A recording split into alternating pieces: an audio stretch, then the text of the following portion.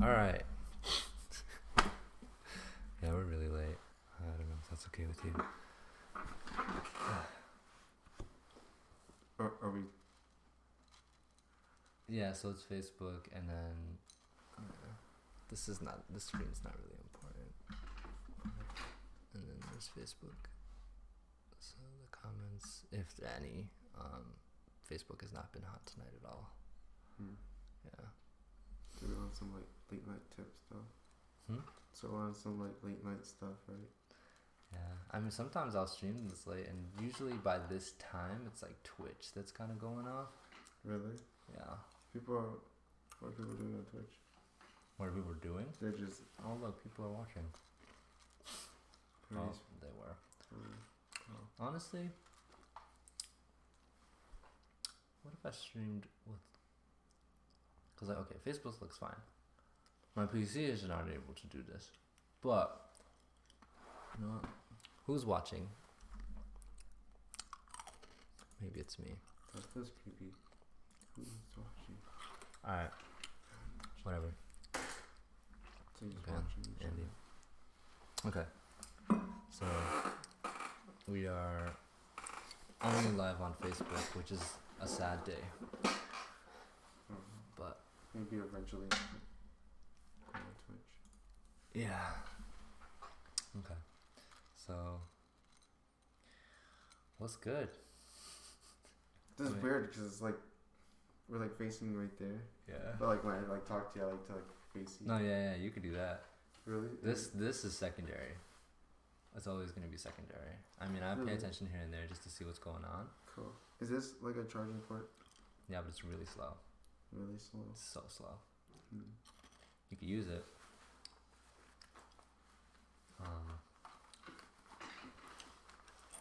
Do you need your phone on you or no?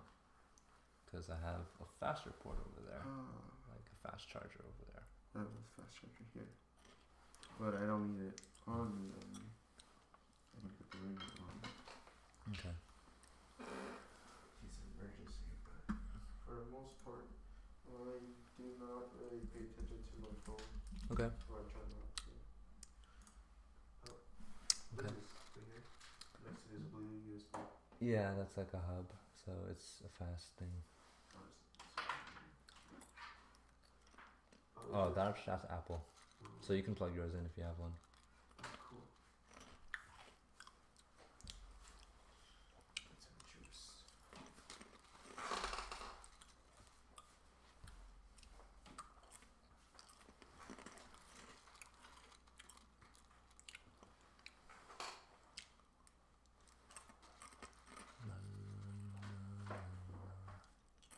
What up, Andy and Kevin? Can you hear us okay?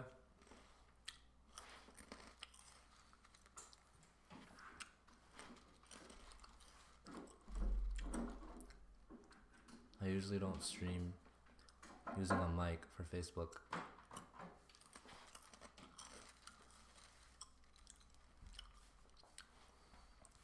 And usually I stream on Twitch, but my upload speeds are so bad that it's just not possible.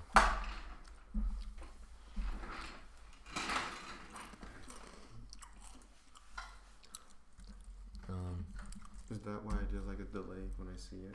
No, the delays are normal. Okay, let's see.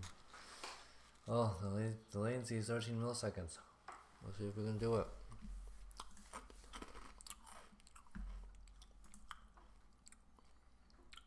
Boom, boom, boom. Wow. The upload speeds are still terrible. Yeah, that's what it's showing me. Yeah. Can't The do difference in a download speed. It's always going to be really different. That's crazy. Unless you have either Google Fiber or Verizon Fiber. The files thingy. Yeah, Files, that's what it is. Alright, so what's up? You said you came ready with topics. What? Right? What do you mean? You said you had certain things you want to talk about. Same thing. Am I tripping? Like just I don't know, some topics thrown up in the air. Okay. I think like people are interested in. Well, I'm interested in. Mm-hmm. That what I've been going through a little bit lately. Okay, yeah. You had something streaming, breaking, money, passion Yeah, project. just some ideas. And seeing you stream and stuff like that, I'm like, okay, I want to start. Maybe look into it. Like you could work from home and stuff like that. Mm-hmm.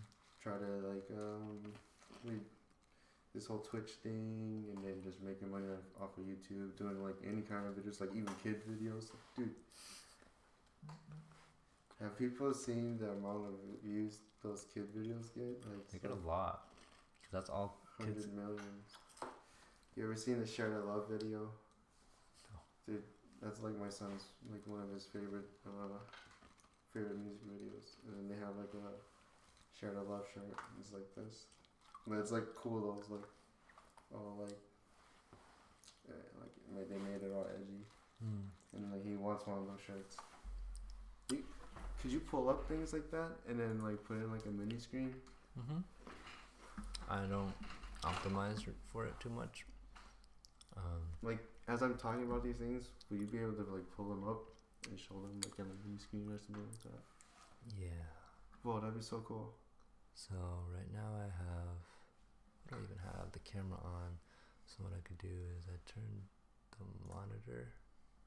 So it's gonna be like some Inception shit. So then this would go over here. I'm gonna have this right. I'm confused. Why is it not doing it? Yeah, usually. I don't know why the monitor's not showing up, but that's weird.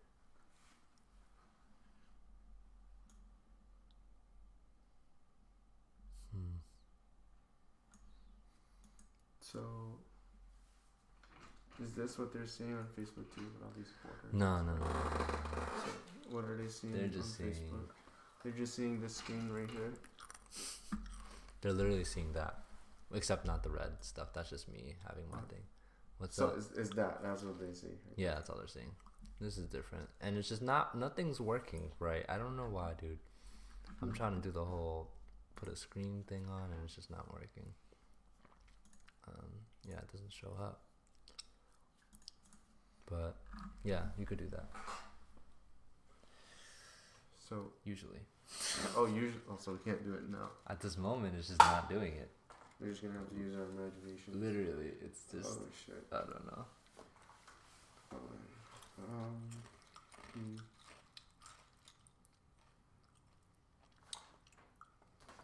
Well, I got something. I brought some stuff that we could talk about. Okay. Like some brands.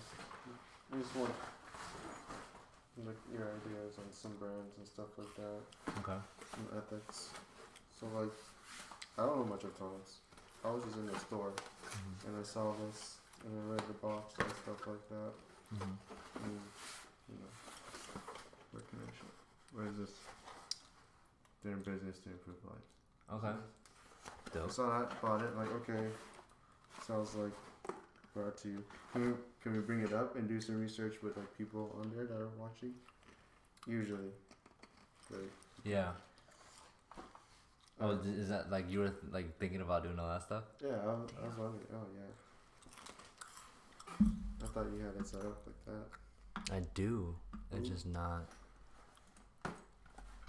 It's not functioning. All right, let me double check this. Properties. It's okay.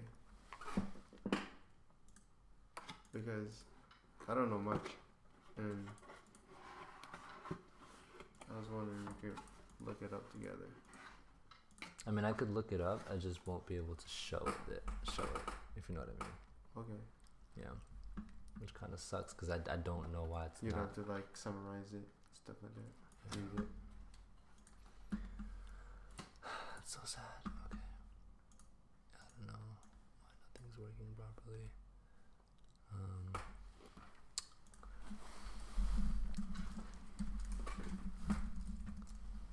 Like a shoe brand? Yeah. Tom's. Okay, they're big enough. So Tom's.com. Okay. end gun violence together. Send a postcard. $5 million to organizations across the country committed to ending gun violence. You can take action now by telling your representative. That's something what 9% of Americans agree on. Wear your support. Shop the shirt.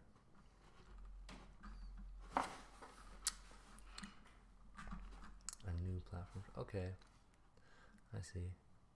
What? They sell different kinds of Toms? What? I thought they only sold these ones. It's kung fu looking ones.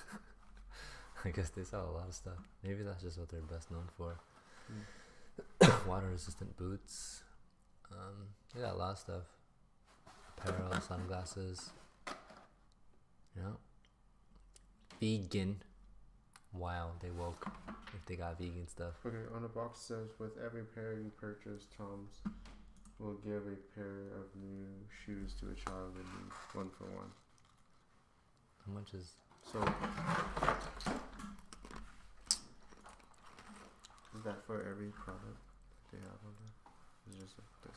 If that's true, that's really good. I mean, $60, that's like a normal pair of shoes. Kids wear Chicago, China. Oh, from where? Well, where did you get the shoes?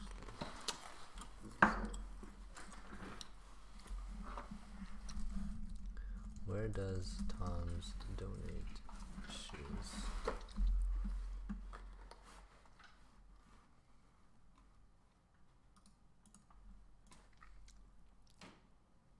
What the hell? For every pair of shoes. He donates to developing countries such as Malawi, Haiti, or Peru. And donates eyewear in partnership with the Seva Foundation, according to New Yorker. Do Tom's shoes really help people? I love looking into these.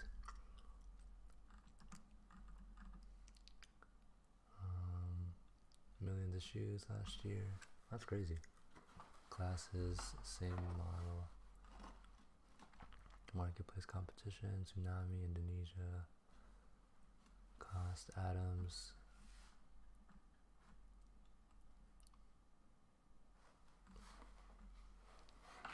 To figure out how exactly bad one give one company's works. Has very limited information on its website.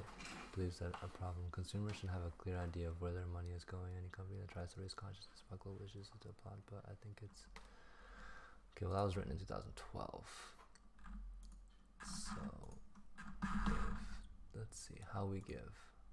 It's like right there. So that's where we give. You like yellows or like in your screen? Oh, I mean, it's to protect your melatonin, so you don't die. No, I'm just kidding. So you're not sleep deficient. Oh, so it's like nighttime mode. Mm-hmm. They have over 90 partners in over 70 countries. That's a lot. So I'd say they're pretty legit. Haiti, Honduras, India, China. Those are like the major ones, I guess. But if it's big enough where we give is one of their main things, I don't know if they have more info on that. Maybe you have to email them.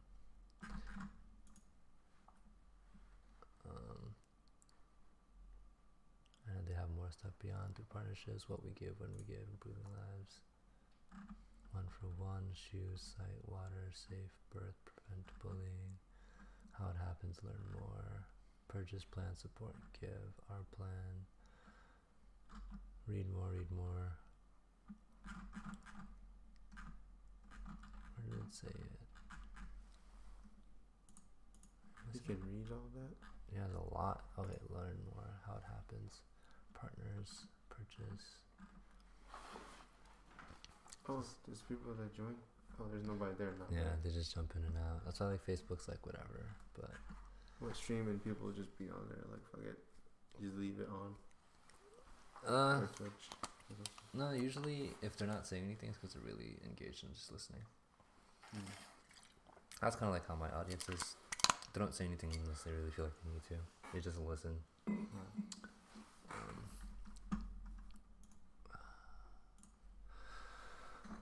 But so why'd you want to look that up?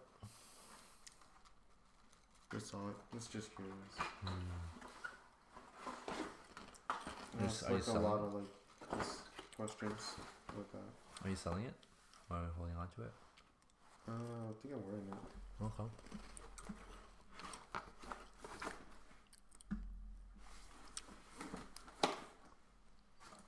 But I did bring something that I might be selling.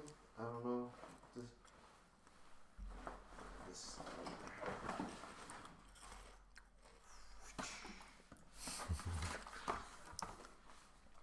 Well, I'm not. I'm not a sneakerhead. I just like. This is just stuff like I just have right now. That I'm just doing. Check this out.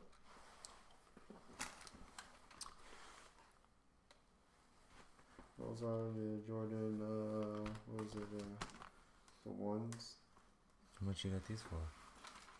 160. Damn. Are you flipping It that? has that. It has this right here.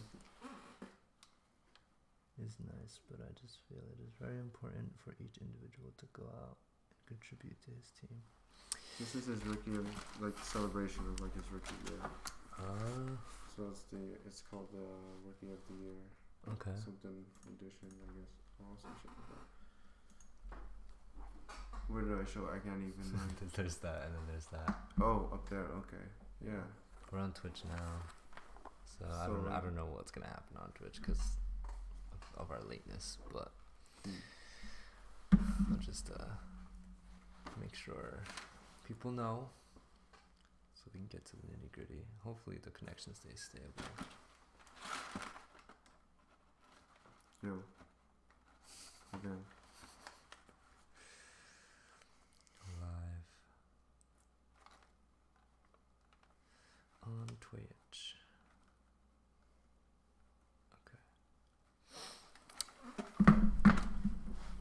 It's Sunday. Alright. Hopefully the setup is alright. What does this look like? Okay. Okay. I think we're okay. Audio real quick. What's that thing? Oh, that's just a speaker.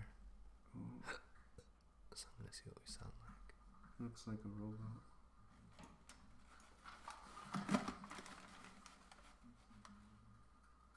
These. I'm thinking Okay. about flipping. But I like these ones. How much would you flip that for?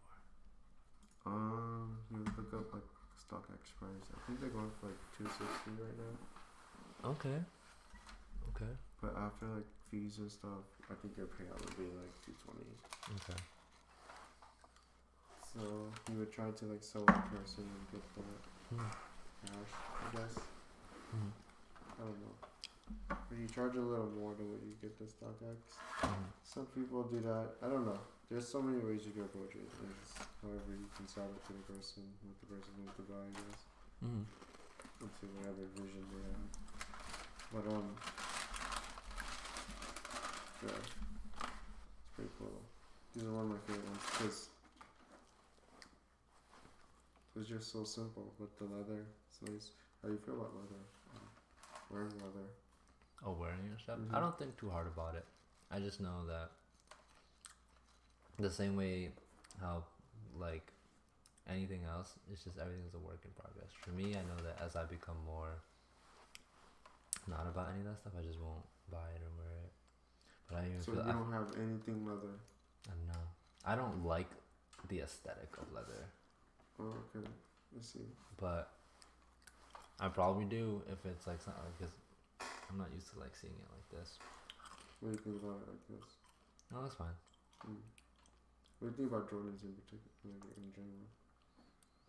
I don't think much of them. That's just me, because I'm not that kind of guy. Would you ever line up like 5 a.m. in the morning for shoes? It's not my grind. Really? Like to buy them, like for To my buy them. own use. Yes, even No. for your own use. No.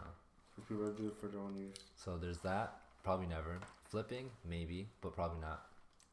So like I understand that there's like doing those things, and I don't really go down that path, cause, and if I do, it's really more to understand the culture in the game. And I just like to have the understanding so that I can have that information. You like the smell of new shoes? You want to smell it? It's okay. It smells new. But I can sit around and like really like enjoy it like crazy or anything. But.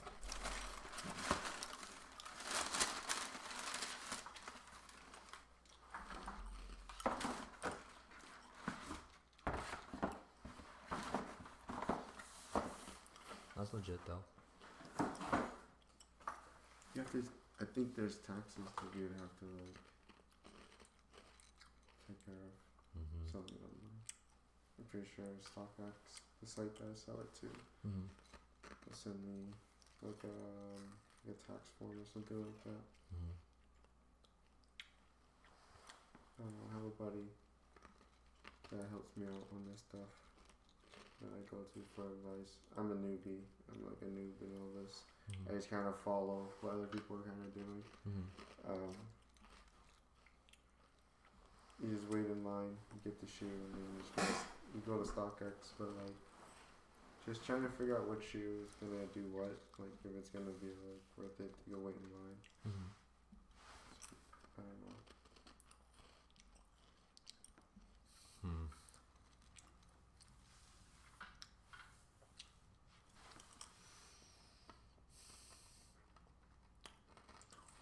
Yeah, that could be a fun hustle. I know that like if my mind started to go down that path, I would start figuring out some crazy stuff. What are you doing right now? Well, You sit like that because the floor is cold. no, it's just a habit since I was a kid. The floor is cold though. It is cold. It sucks. But just slowly working on the brand, and just learning about all the technicalities that come with this stuff. Always slowly improving things, testing times. I haven't even gotten into making micro content, but I know it helps, instead of just being like, I have a new stream or I have a new podcast. It doesn't do anything. Like it does, because people listen and watch and stuff. And there are people who like won't watch the stream live, but they'll watch it later, which is cool. So for me, it's doing that content stuff, not spending too much time on it, working, which I haven't been working all that much. I've just been teaching. I need to catch up a lot on that. Teaching or working? Well, like making money. So yeah, teaching and make money doing that. Are you just teaching? Like you're just volunteering? Volunteering? Or? No, like as a job, contractor. So you're not making money off of teaching? Like no, I do. I do, not as much as I need now. But that's because I don't want to. I could be, but I don't want to be in that lane. I'm just kind of waiting on a few things to pop off for my like next career move. So I'm working with a studio and helping them build their online brand because they want to take that seriously. And I was like, I would rather really start being a practitioner in that space with people who are established that I really mess with, because I wouldn't just do it for anybody. I don't want to. That's the thing too. It's like where I come from, and the mission is that, and the morals and all the codes that I have are so specific that it's hard for me to trade time for money if it doesn't align with my ethics. Like if it's not worth it. So ethics is one thing, and the other is just time.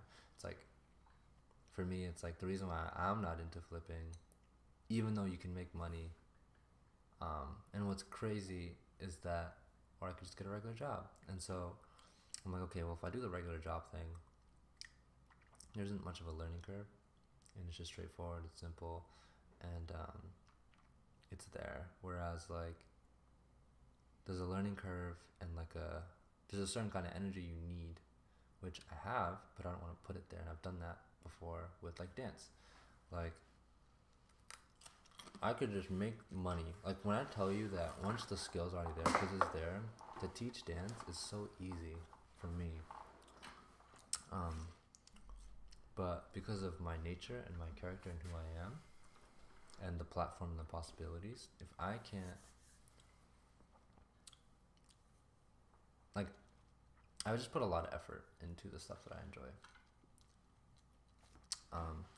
And so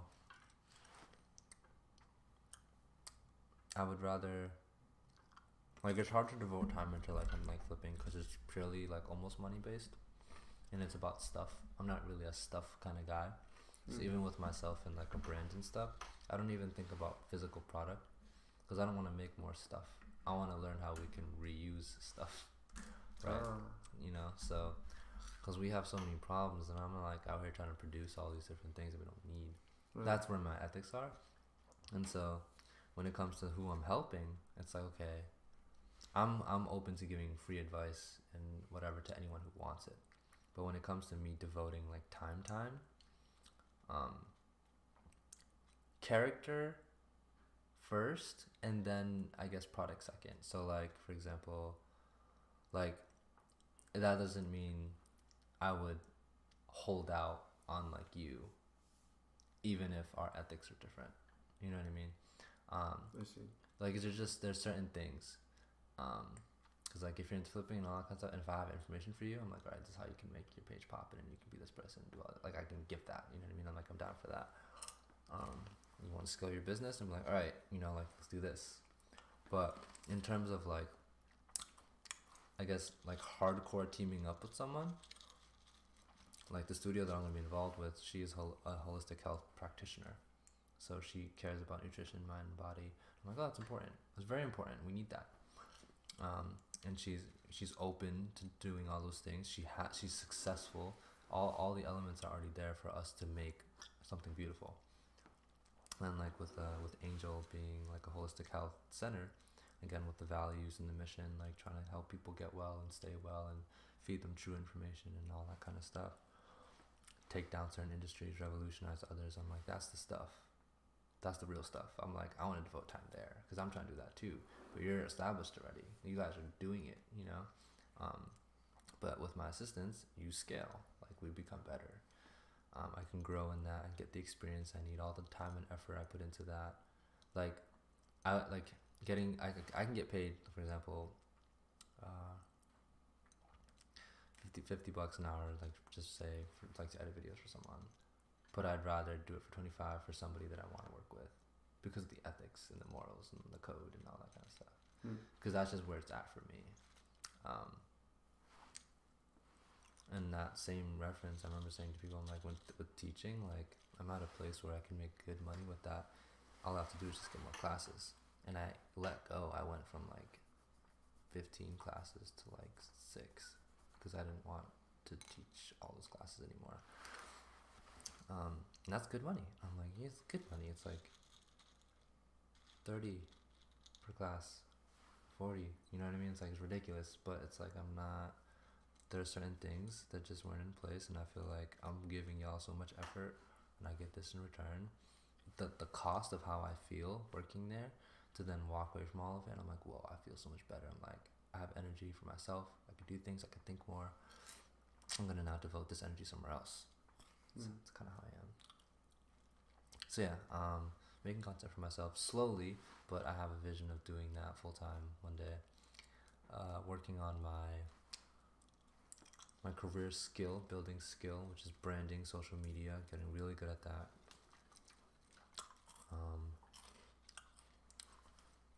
And just working.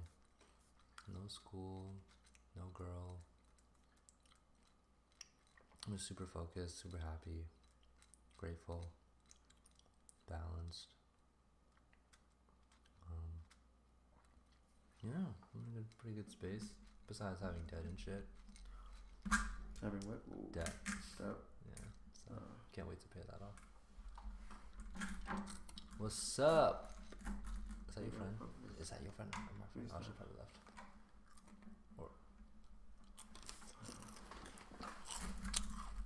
Or him? Her? You're used to this now? Hmm? Oh dang, I think I messed it up. It's okay. Oh. My fragile ass setup. It's okay, mine is too. My monitor is like balancing on the table because my monitor is bigger than the table. And like the stands, they like just clip it like this. So I have to like balance it. And it's just hanging. So I'm using a TV. It's not even like a PC monitor. But it does the job. It's nice. This is actually pretty good Velcro.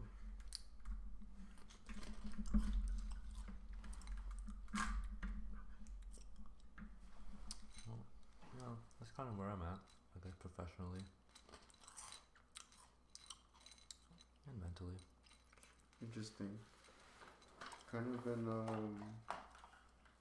thinking about that too, going down that route with the whole character thing first, because I've been teaching these classes. Would you call it teaching or coaching? They're like parkour classes. Teaching slash coaching. I think it's a mixture. It's a mixture.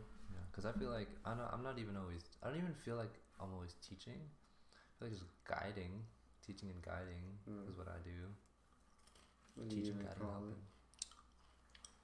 Teaching, coaching. Teaching kids like basic like parkour stuff. Then it's like this stuff is pretty fun. You know, you like to go to work early. Like to just get in there, warm up, practice, bounce around on the trampoline, get ready, and then the kids come in. They always, most of the time, they're like willing to do things. I mean, every now and then you get a kid, he's just not having it. But for the most part, it's pretty fun. You don't mind like taking extra time for the kids. You like they say one more. You like. I set up obstacles and stuff for them. So when they say, yeah, one more, then you kind of just want to keep letting them go because they're having so much fun. And then you kind of want to go off of it yourself too. Like, yeah, let's go.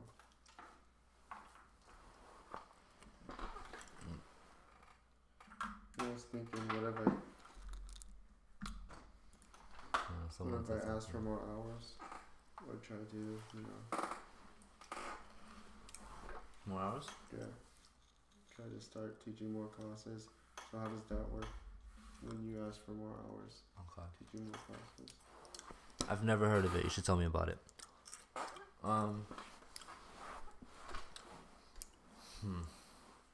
Well, asking for more hours. And then like what happens when you do that? And now it's a commitment, and then is it for like the whole season? What if something happens to you get hurt or stuff like that? Well, if I get hurt, I can still do things, and I'm just kind of figure it out, or have an assistant. Having an assistant's always useful. You have an assistant? I mean, because of who I am, I always say this too. I'm like, I try to break a lot of rules. That's crazy. Because I understand that before professionalism and before the workplace, we are people and human beings. So I always try to get to that place, all the time, every time. So if I can get there, which I usually do, and if not, then I'm not there. That was a horrible joke. Someone's on Twitch, just being weird.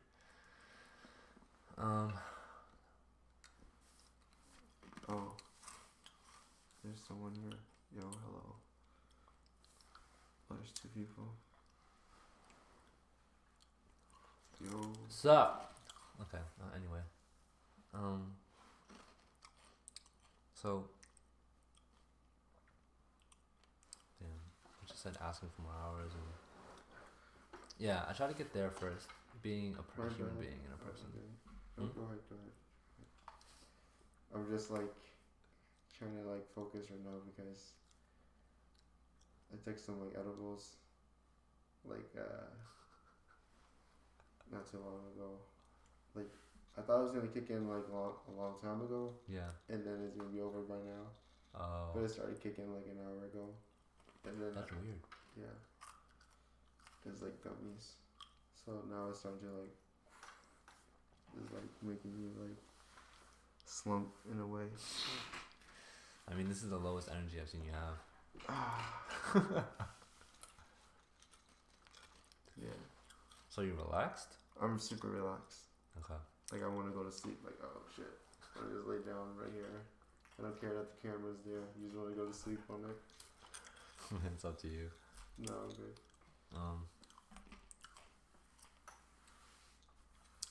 Let me see. I think Would you ever try edibles? at some point. I Some point? just don't see it right now. If I see it, I'll do it, but I don't see it. It doesn't take up much time, like to do it. You just do it, and it's like okay, that's it. Like you could have did it now, and then nothing would have happened. It's true. It wouldn't like.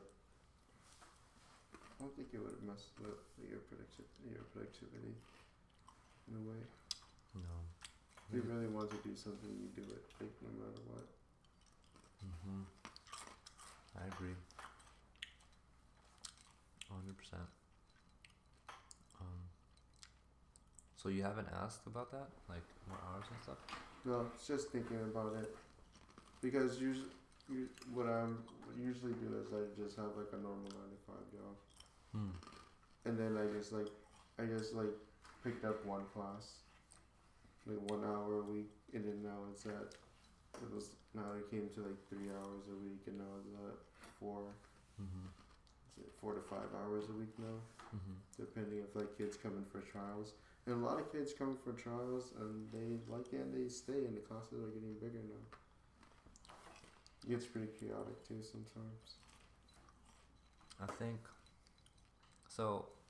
When I approach people, I like to approach them in a way that shows them that I am more capable than the average person, and that I'm more willing and I'm more empathetic. So remember, people stuff. I'm a regular person. Oh, like I have more hours, or what they're thinking about is money and something for them. People are selfish, right? But when you flip it, it's different. I don't go to like, oh, can I have more class? Like I don't. First of all, I'm aware like, okay, well, I can only teach as much as there is availability. You can only pay. I'm like, okay, you're probably in a good position. I'm probably asked for a raise, maybe that's something, right? But when you flip the script and you do it the Gary Vee way, and this is something I knew before Gary Vee. People be getting jobs and don't even know what they're working for, or what are they doing. Like they don't know the impact of what they're doing. They don't know shit about the company that actually matters. They only think about, I'm getting a job because I need money. But if you approach a company and you like, what can I do to help you expand your business? Or how can I take some weight off your shoulders? Or how can we bring up these numbers? It's serving a question, showing interest in their thing. It's when you invest in them. It's not like, oh, he's coming to me because he wants something. This peasant employee. It's like, oh, he's at the bottom, but he's thinking like he's trying to help me. He's trying to get down with me. And then if they ask you for small stuff, you know what I mean? Because like, oh, just do this and this. But like, all right, cool. And then you exceed that. And at the same time, like, all right, I did that. What's next? It's just that, like, again, I'm not playing like a small employee. I'm like, I understand how this all works. I know what my worth is. I know what I'm good at. I'm not afraid to lose anything. And I'm here and I'm trying to understand, okay, this is your business. And I'm like, okay, if I care about you, do you want to expand your business? Because I remember asking the person I'm working with now, I was like, are you ever interested in like, having an online presence? Because I'm like, the future is the future. And they're just like, oh yeah. And then we got into that and talked and everything. And so when you, instead of looking at being a worker and trying to make money, you're trying to build shit. and people need people to work with who are in it and who can see the mission and understand it. Because imagine now you being you have this whole vision and it's dope, you're solo, and all of a sudden you start expanding, and then people are only like, oh, like only concerned about what they're getting paid, not about even close to what your mission is. When people sign on and they take interest in the mission, you're like, oh shit, like I want this guy to be my partner, or like he can take care of this, like because they get the mission. But as you know, companies get bigger, it's harder to connect with employees because you're so big now, all that kind of stuff, you know. But then you're Gary Vee, like he makes sure he's in their life and he knows everything, you know. So if you can approach it that way, the human way, and the kind that puts them first, you'll get your benefits later. And at some point, then you can start to get a feel for, are they gonna take advantage of me? This shit's crazy. Or are they a good person? If they're gonna take advantage of you, they'll give you nothing. You know, they won't give you anything, but they'll just keep asking for more. But the other is, you know, I'm willing to do stuff for you, but I have integrity. I got life to live. You know what I mean? Like, I can't say yes to you all the time, but I'm gonna do my best. That pay raise, more jobs within that space. Yeah. So it's like, it depends on how you approach them. That's what I was wondering. Like, is it even worth it to invest your time into something like that? Like, can you grow into like a partnership with the owners eventually? I mean, that depends on like you and them. Oh, okay. What your goals are. I only care about growing with people I want to rock with. I know I have the potential to work with everyone because I can bring more to the table because my ambition's so high. But that person, I feel like, or like they're half-assing it, like, oh yeah, I want someone to do my social media. But then this person is like, they're doing it already and they really want it and they're open to this and we're having meetings about it. We hang out. That's like, okay, it's for real. You know? Like, that's what I'm saying. Like, I pretty much figured out how to run the whole thing. And it's like, I can just go do my own thing at this point. Why should I even stay here? And then if I help, you know, make your gym so good, if I help make it so good, you know, do I stay at this hourly rate? I've thought about it. Do I stay above? Because I know how much, you know, each kid that walks through the door. That comes down to integrity. Imagine, okay, I'll give you a scenario. You help them grow. But I just want to maximize my time too. No, I understand. I'm all about that. That's why I have to pick and choose. I can't, you know, stand in the line for a few hours. If I stand in the line trying to wait for shoes, best believe I'm going to do something else on my phone that's trying to make me money or collaborating, helping somebody out. Like, I have to be using my time in that way. You know, so like for me, having a conversation with you, the documenting, scaling is really important to me because it needs to be out there. One, it's practice. Two, it's legacy. Because it's long term. It's like, okay, this is my work, my portfolio, right? And three, it's just the future of like, when your time comes or when my time comes, more people are gonna watch this stuff. They'll go back, well, or you can be like say you pop off, right? And people search. No, think about it. Like, mad late. I'll be talking and I'll be like, yo, go check out my, like, say just for some reason, like, not for some reason, but you become like kind of a bigger deal, right? People are gonna look around to find your stuff, or I'll be like, oh yeah, like I have this stream, that one stream I did with Darean, like you can go find it. You know who's gonna watch this? Probably Jamie, for sure. For real. Cause that's brand. You did something. Let's have a connection. You don't think he's gonna watch this? He's gonna watch it. Do you know what I'm saying? It's because of you. And anyone who, you know, if you recall this thing and you rewatch it yourself and you're like, oh, like I like certain parts of this video and like I want certain people to see it. That's why I do all these things. Like, something in here is probably really dope. It'll be super meta. But yeah, what you were saying, that comes down to integrity, like knowing your worth. So if you're like, okay, I'm putting mad time, I was like, do you think you can double my salary? I have an idea of like, but everything is about levels. You have to prove your worth, and then it's like, what's your relationship to them? What do you want out of this? And it's like, okay, do you want equity now? I want 50% of the company. I'll be your partner. Let's fucking do this shit because I align with you. And you know, maybe before I was like, I could do this alone, but I'd rather work with someone who's established. I put in a lot of work here. I already have a reputation here, and like, let's do it. I rock with you. That could happen.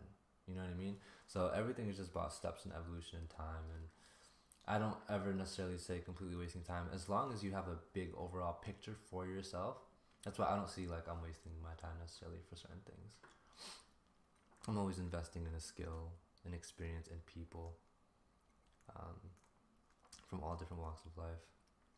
So I'm gonna be working with two companies that I believe in, but ultimately I just want to be a free man.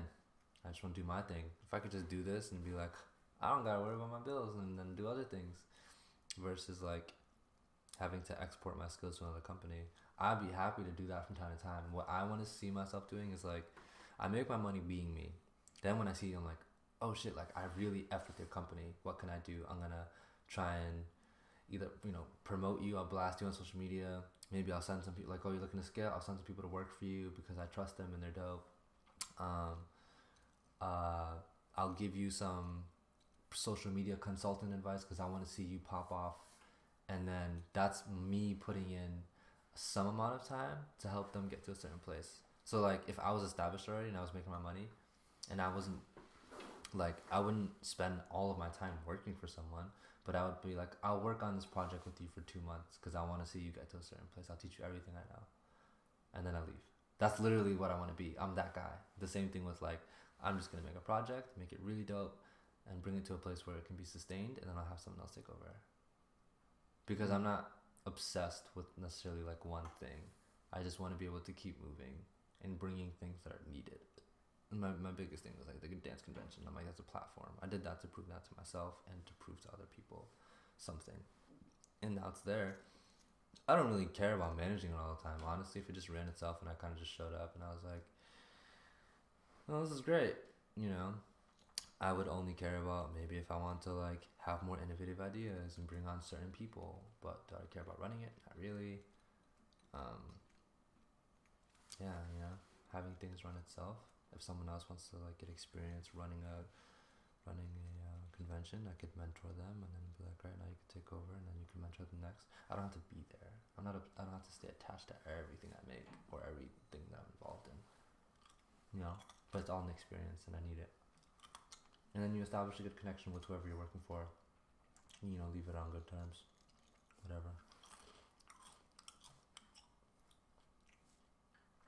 And then what do you typically do to help build?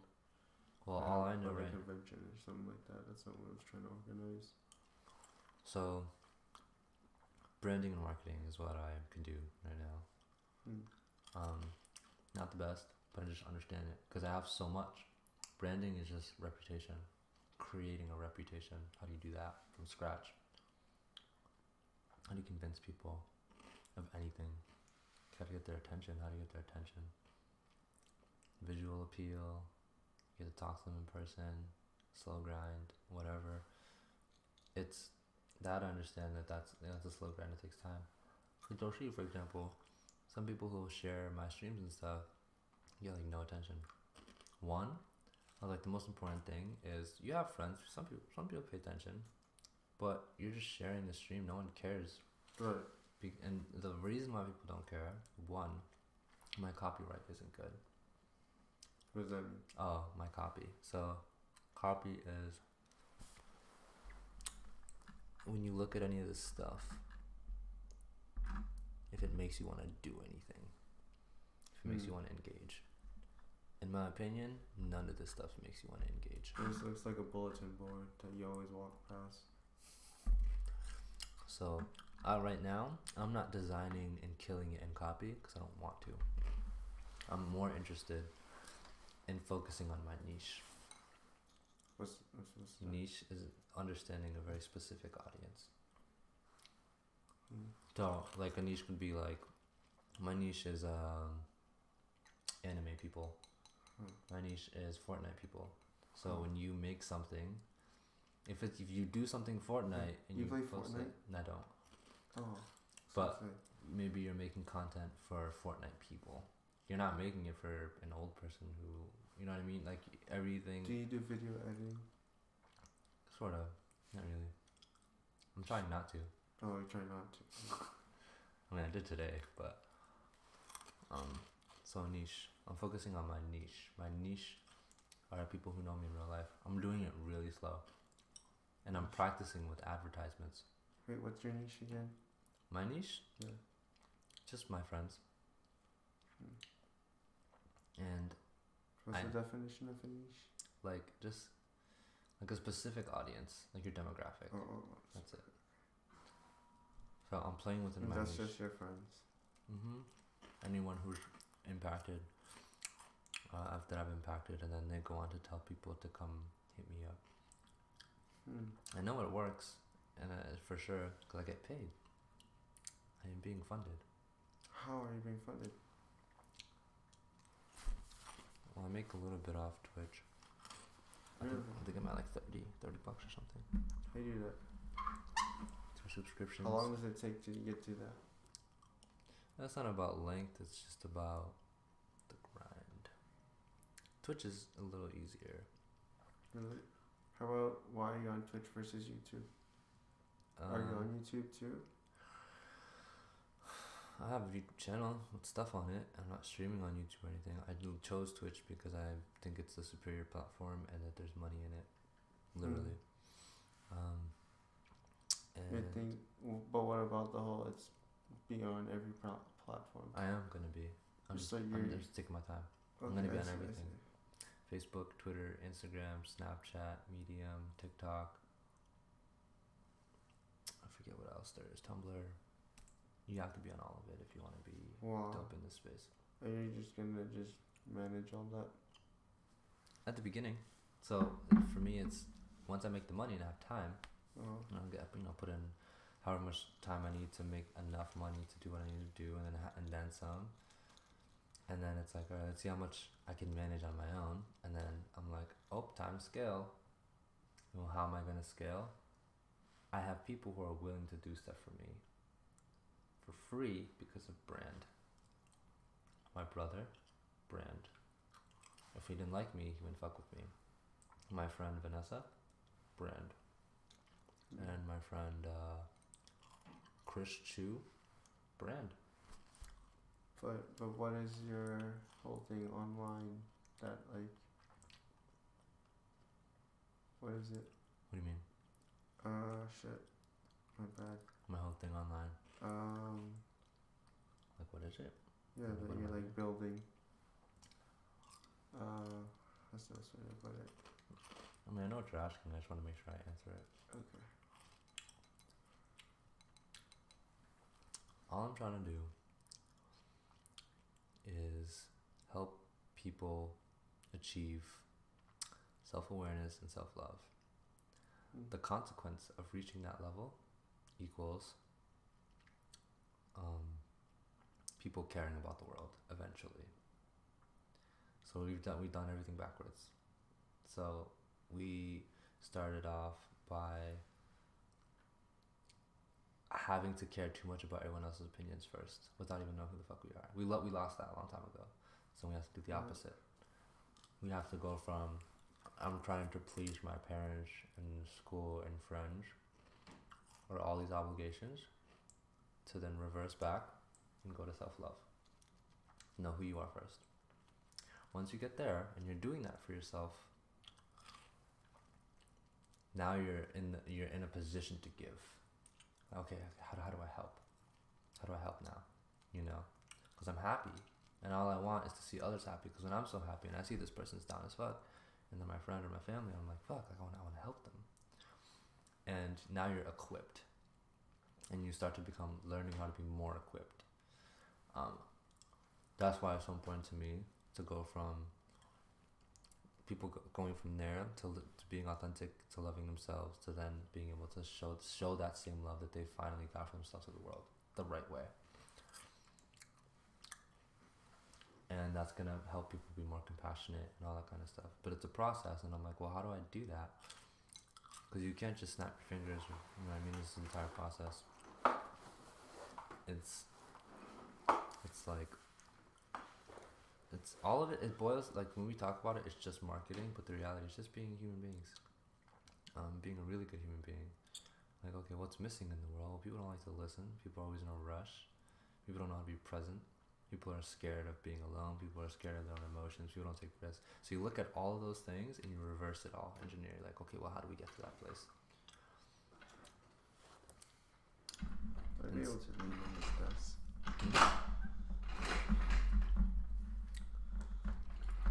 Is it like a slope? It is. It's weird. I don't know.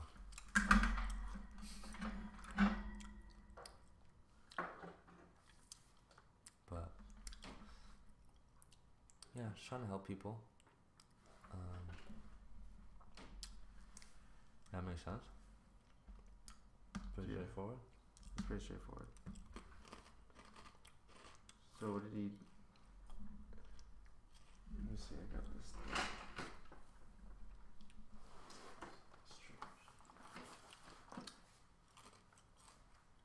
Do you care about? Julia Sheckman. Do you care about starting brands and getting started in brands? Do I care about starting brands? Yeah, or helping brands market. I do care about helping brands market, yes. Because if they're offering something good, then I want to help them scale their business. So, because I'm focused on the good. You know, I'm one person doing it myself, but if I'm able to bring my expertise to someone who has,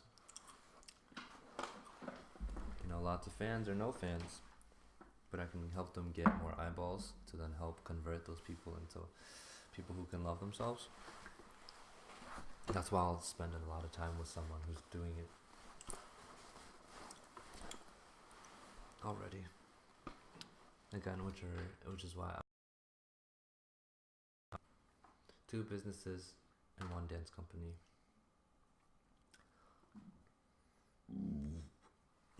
I don't want to show this, but this is just gonna be between us.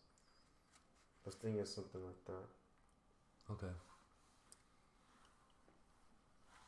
Okay. You design that? Yeah. I tried to keep it simple.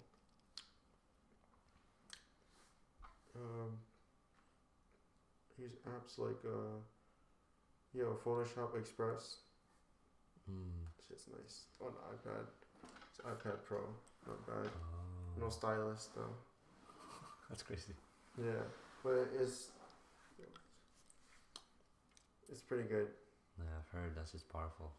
But like, what could you possibly do on this that you couldn't do on like a 6, like an iPhone 6? That? Yeah. I mean, you just have more room to work. Right. And there's probably some exclusive apps, right? I don't know. It's just bigger, that's why I like it. I love the apps. Yeah. Just bigger for YouTube. I need a keyboard, so I work faster with keyboard and mouse. Really? Yeah, of course. Why overtime? Because we started late and I'm having so many failures tonight, like the stream application and my upload speeds. The other half's not my fault, it's just the upload speeds have been crap. And so I just haven't been able to stream, so we started mad late. So we're kind of just talking, kind of chilling, asking questions, figuring things out, building a little bit. Yeah, it's good. It's Carla. Yeah, why you ask? You said why? Like, or you asked about like building brand and stuff. Oh, like, okay, would you help with like videography, stuff like that? Like, would you? So that I would only. Let's say someone like. Okay. Let's say I want to get into start producing video content, YouTube content. Okay. I have no idea how to work cameras or anything like that, or even if I'm even fit to be in front of a camera. Okay. But I want in the YouTube game somehow. Okay. Do I either produce the video or something? Where do I find out where I fit in then? Are you? Something like that. So are you asking? Okay. Me, or are you asking for yourself? Like, as in, like how do I find out where I fit in? You're asking for advice and I give it to you, or are you asking, like, for help? From me. Like, would I? Is that what you're asking? Like, would I help you figure out those things? Yes. Is that what you're asking? Yes. So yeah, I'm always down to help. Like covering the basics, like because I think that as long as someone's willing, and then it always comes down to that too. Like people ask me for things sometimes, or some people say they're gonna do something and don't do it. Uh-huh. And so I know better at this point. However, like I'm very encouraging, and I really believe in people because it lives inside of everyone. But I feel it more when it's real, like it's genuine. There's one thing when people are testing, like, oh, like I want to do this. I'm like, okay. Right. Then there's someone who like the convictions there. The people at that level, they already covered the basics. They just need speed, or they need information, so they'll ask me, right? Right. So, oh, okay, like you already know all that stuff because you want it, obviously. But yeah, so yeah, I would help because I mean everything is just about, sticking to what's true, and if that's something that's in you and it's real, in my head, I would think that that's gonna help you move closer to who you're supposed to be. That's my reasoning for helping. You know what I mean? I see. Once I get become a way bigger deal and I just don't have time, the rules will change a little bit. And then what I'll start doing, which I've been doing sometimes already, when I find myself repeating a lot, or if I see the same questions asked, I'm just gonna make a video. I'm gonna make a blog. I'm gonna make a podcast. Now, right now, I used to just I'll write a blog to address this. In the future, I want to be able to do everything: the video, the blog, and the podcast. Be like, oh, if you have questions about this basic thing, like I made a podcast, a video, and a blog, pick one. It's all there. Just search it and you'll find it. I want to be that good, and then devote my time to the stuff that's already rolling or the people that have really intense potential, Usually it's the ones that are on the verge of it. So for example, this kid, Havon, 12 years old, he's been dancing since forever. And I'm going to invest my time into him because it's promising. It's not for me, it's for him. Because if he goes on to do what he's meant to do, it's ridiculous. The same way that Justin was an experiment, but he worked out and we stuck with it. One of the best investments I made. Because he's not around here being my little slave or anything. He's out there taking all the experiences that he picked up from myself and our community and impacting people the way that he feels like he's supposed to. And so it's a part of me is instilled in him, and he's doing some of my work. Now I'm not using any of my time. I used whatever the years I put into him. You know what I mean?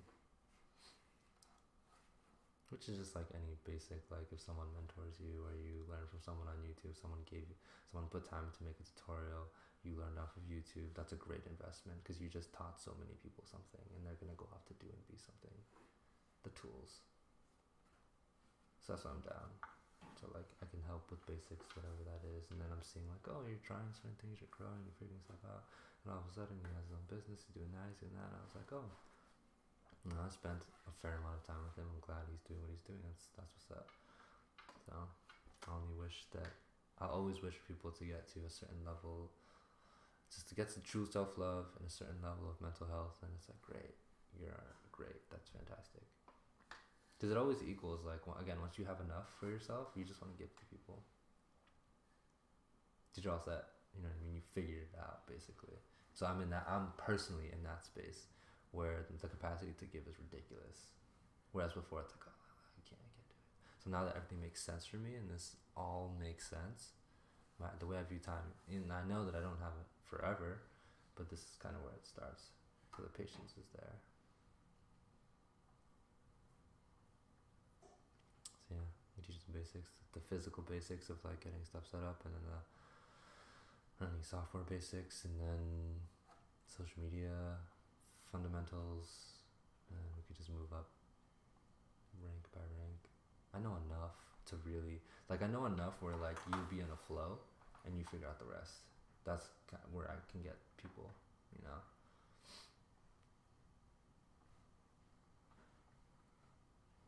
think the thing would be do you ever just wake up and think about just waking up and just be stream? Do you do that sometimes? Wake up and stream? Yeah. No. What do you think about people who do that? Is it worth it? Why do they stream like that? Is there any benefits to even doing that? Streaming all the time? Yeah, all the time. Yeah, of course. Depends on where you're at and what you want to do. So for me, I chose the time. because I wanted to put it inside a window, and I was like, this is the time for that, because I want to be able to do other things. You know, like I was like podcast, video, blog. It's 4 things. That's a lot. So that's what it came down to. So if I'm like, okay, I have a dedicated amount of time to do these live streams, move on with my life, and I'm like, all right, I really want to get these podcasts popping. You know, I really want that to exist. How often are you plugged into all this? Do you ever step away? It's consistent every week. Yeah. It has to be consistent, or are you for able me, to step away? I can. I'm in a place where I want to be consistent, and the reason why it works is because, even if I wasn't streaming, I love that I'm talking and connecting with somebody. That I always have time for. So that was part of my realization, what helped me. That's what you just like to do, huh? Yeah.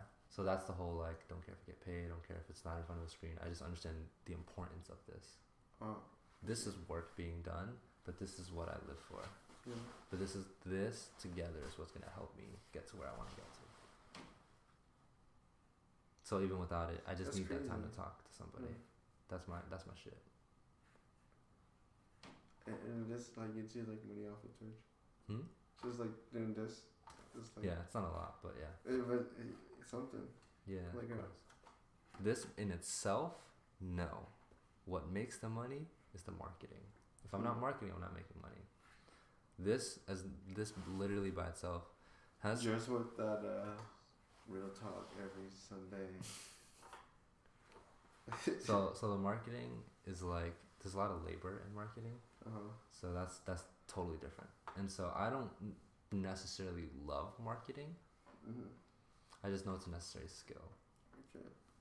So the marketing is when I go in and I start DMing and talking and doing all these different things. That's where the money comes in. If I don't do that, there's no money. At least right now. Because that's the stepping stone. So once I get into the habit of that, create a whole thing, and then I was like, okay, you know, when I market, I focus on this, I'm like, okay, I'm building the foundation, and I'm setting myself up, you know, for, like, because in a way too, like, right now, you know, this is branding and marketing at the same time, but the marketing isn't as strong, we're just branding. This is me, this is people understanding me, the show, and the type of people that come on here. I see. That's pretty cool. Yeah, I've showed you my Patreon before, right? Or have you seen it? Your Patreon? I don't remember what that is. It's like a, people can support you, like, almost like a subscription. Like they can pay you monthly to do something. No?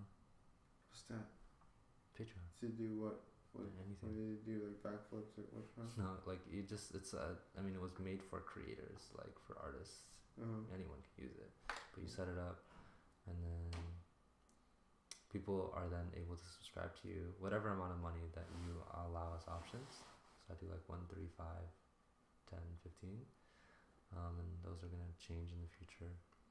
But if I pay that every month, and then in exchange I offer something, kind of like Indiegogo or Kickstarter, but monthly. So it's like monthly income. But you have to give them something in return, though, right? It can be anything you want. So for me, I was like, I don't want to make more work for myself. And if I am going to give something, I want it to be something I really like. So everything revolves around... So a lot of my stuff is just early access. Like if you want early access to my stuff, cool. And then the other is some level of exclusivity, you know, things limited to you. I don't want to limit too much because I don't want to hide my information. I think my information is important. I don't want it to be put behind a $5 wall or something, you know. And then the other thing is like snail mail, like let's do letters. No one pays for that. And then there's once in a while I'm gonna write a blog and I'm gonna dedicate it to you. I'll give you a shout out on a video, stuff like that. Nothing that is too crazy, and it's not stuff. You know, I'm not a stuff kind of guy. Some people make art, and like, or they do digital art, like every week or every month. I'm gonna send you wallpapers and all this kind of stuff that you can have, screensavers, or you can make requests, whatever you want to do. So it's unlimited what you can imagine that you can do. But people choose to support me there because I focused on my niche. There's so much that goes into it, but that's also one of the things that pay me. That's what I want to pay me long term. How do you go about with the raising money to do things? Raising money to do things. What do you mean? Like your convention and stuff like that. I don't even raise money. I use Indiegogo. So that's like the same concept. If someone decides to... That's what I was wondering, is that how you... Sort of, yeah. Is that one of the ways you did it? Were there multiple ways? The only way. Because we don't put enough time into it. Because I'm so I want to focus on myself. I want to focus on dancing with the crew. Focus on my job. Focus on this. So many different focuses. Now it's like I focus around about me. And then when it gets closer to the convention, let's just do it. Could we do better? Of course we can. So, yeah, I would think of different ways to do that. Maybe... But again, everything comes down to time. I was like, I don't want to build stuff with people right now, like in terms of projects, passion projects. I'm trying to work with people who have money. I see. Like work, so that I can get paid from them. That's where a lot of my time is going.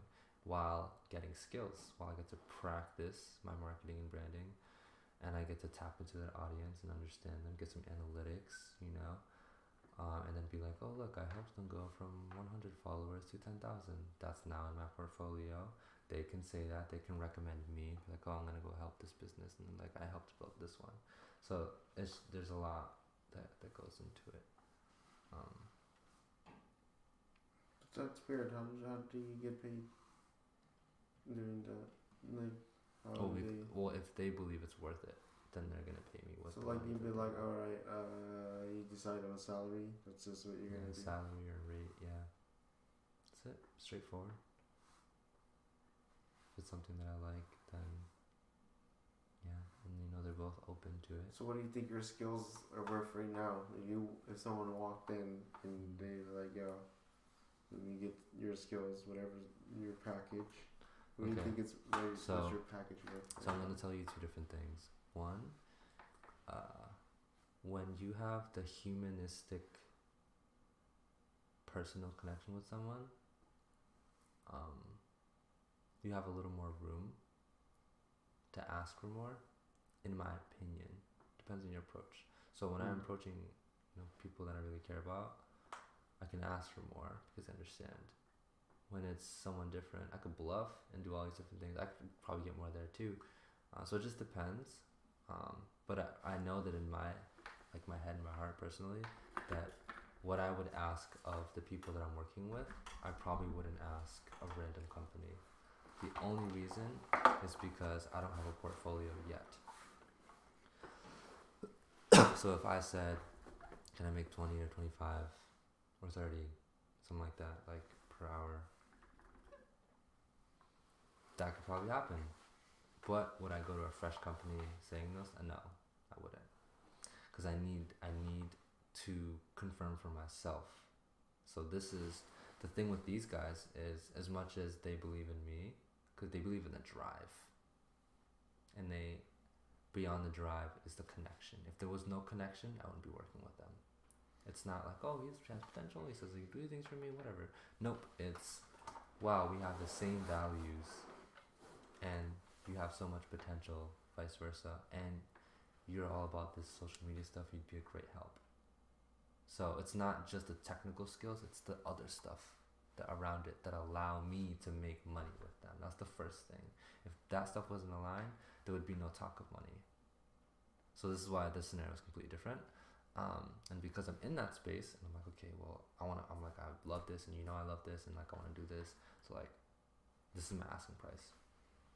Maybe I'll probably get something close to that. But if I'm gonna go that to a random company, and then I'm not even fully confident in my ability because I don't have a solid blueprint yet. I have a blueprint that I know can work. I just need to exercise it more.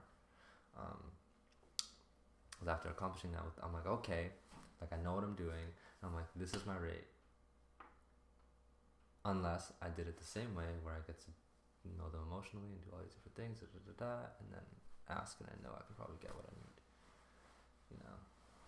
But I don't see myself playing that game all that long because these two companies are like long term for me, very long term.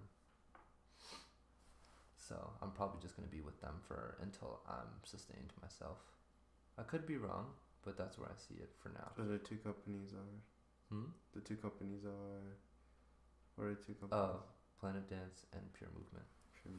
And I'm also helping Expressive Movement, but I'm not getting paid over there because I don't make money.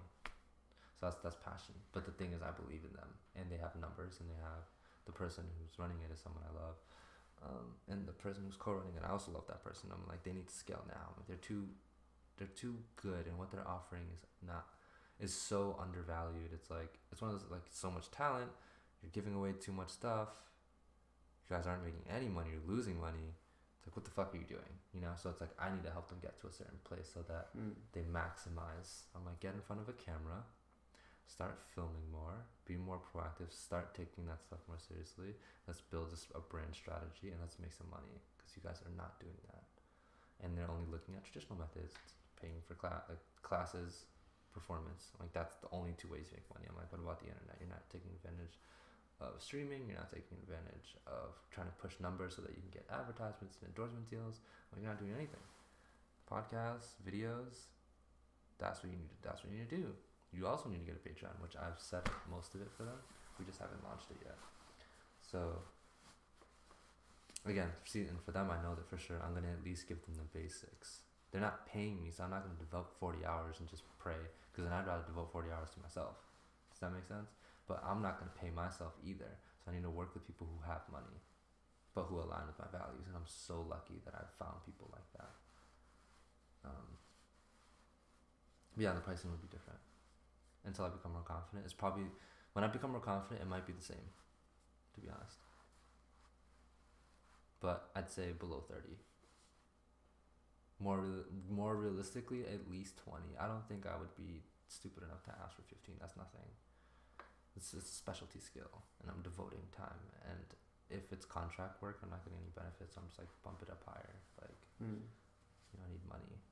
Then they know that, and I'm like, I'm gonna give you results because I know how to give results. I'm just not efficient yet. I don't have a strategy of, all right, during this time we're gonna do this, or this time do that, we're gonna do that, I can't do that. But I know what we need to do. So you learn the niche, then you find everything in that niche. You bring it into your network, and then you start killing it with the marketing. You can't just market. You have to know what you're doing first. So know your audience. Figure out where your audience is. All of them. In every single channel. Just like when I was watching this YouTuber, a musician, like a rapper. Like, oh, you want to be a rapper. You know, you want to make good money and do all that stuff. Right? Like, I'm going to show you how.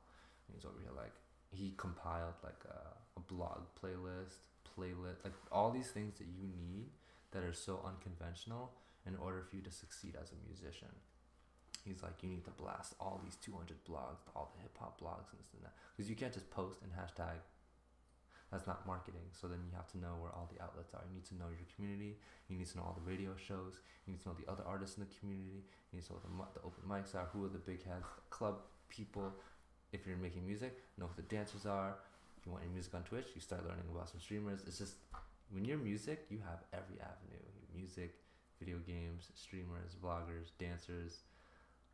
You can have your music everywhere, but no one grinds like that. You know what I mean? No one creates a plan. Like, okay, I'm going to focus on my city, and I'm going to look at all these places. I'm going to get my music in all these places. How am I going to do that? And create a strategy. It's a lot of work. Can I do it? Hell yeah, but it just depends on who I'm doing it for. So... Do you do it for yourself? Yeah, but I'm gonna do that for myself when I have a little more financial freedom. That's why I'm taking it mad slow. If I could do it right now, I'd be doing all the things I said I would be doing, and then I'd have a lot of you see me posting at least 5 times a day. Yeah. I'm posting I post every day on Instagram stories. That's about it. That's where my consistency lives. How does the posting consistently work? Not work, but help? How does the posting help? Like posting like that? Like on stories? Yeah. How does it help you? Do you see it working? Any traffic? because I mean I have analytics and stuff, so I play with it. I experiment. You'll always see that like I'm in hardcore experimental phase because you have to figure out like literally like just months back. I never touched Instagram stories really, and when I did, I didn't put in any effort. It was so ugly, and then I started trying to understand the features. I was like, okay, I kind of get it now, because I was like, and I'm saying the same thing with Snapchat. I'm like, guys, all I do is take a picture or I'll just talk to the camera. I don't do anything fancy, which is cool, but I don't understand how anything works. So, does it help? Yes, because the numbers show that people are watching, people are listening, and then when people see me in real life, they're like, I watch your stories every day. I'm like, dude, I really love your stories, or this and that. No, you guys watch it every day. Not everyone, but some people.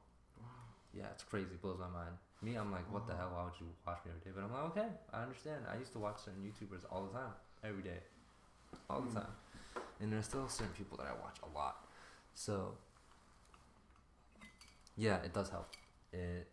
And I don't really think so the thing is, it's authentic to me. So I'm gonna like this when I talk about self-love and stuff. It's easy for me because I know what my purpose and mission is. I don't have to think hard about making stuff. It just comes out of me because it's real. So in my head, I'm like, if I want to impact a lot of people, the internet's an easy way to do it. Okay. When I have a thought or a process, I share it into my story because I feel like I'm helping. And I'm building the brand to help me build the future. That's what I'm doing every day. That's the grind, basically. The branding is like every day. Yeah, so it does help. And then on an algorithmic standpoint, it does actually keep you relevant. So some people get tired of staying relevant, which is true, and it's a real thing because it's like, oh, it's so tiring. I don't give a fuck about social media, you know. For me, it's not even necessarily about staying relevant. I'm in the habit of putting stuff on Instagram. It's good. It's good for me. It's good for my mental health. I'm into it.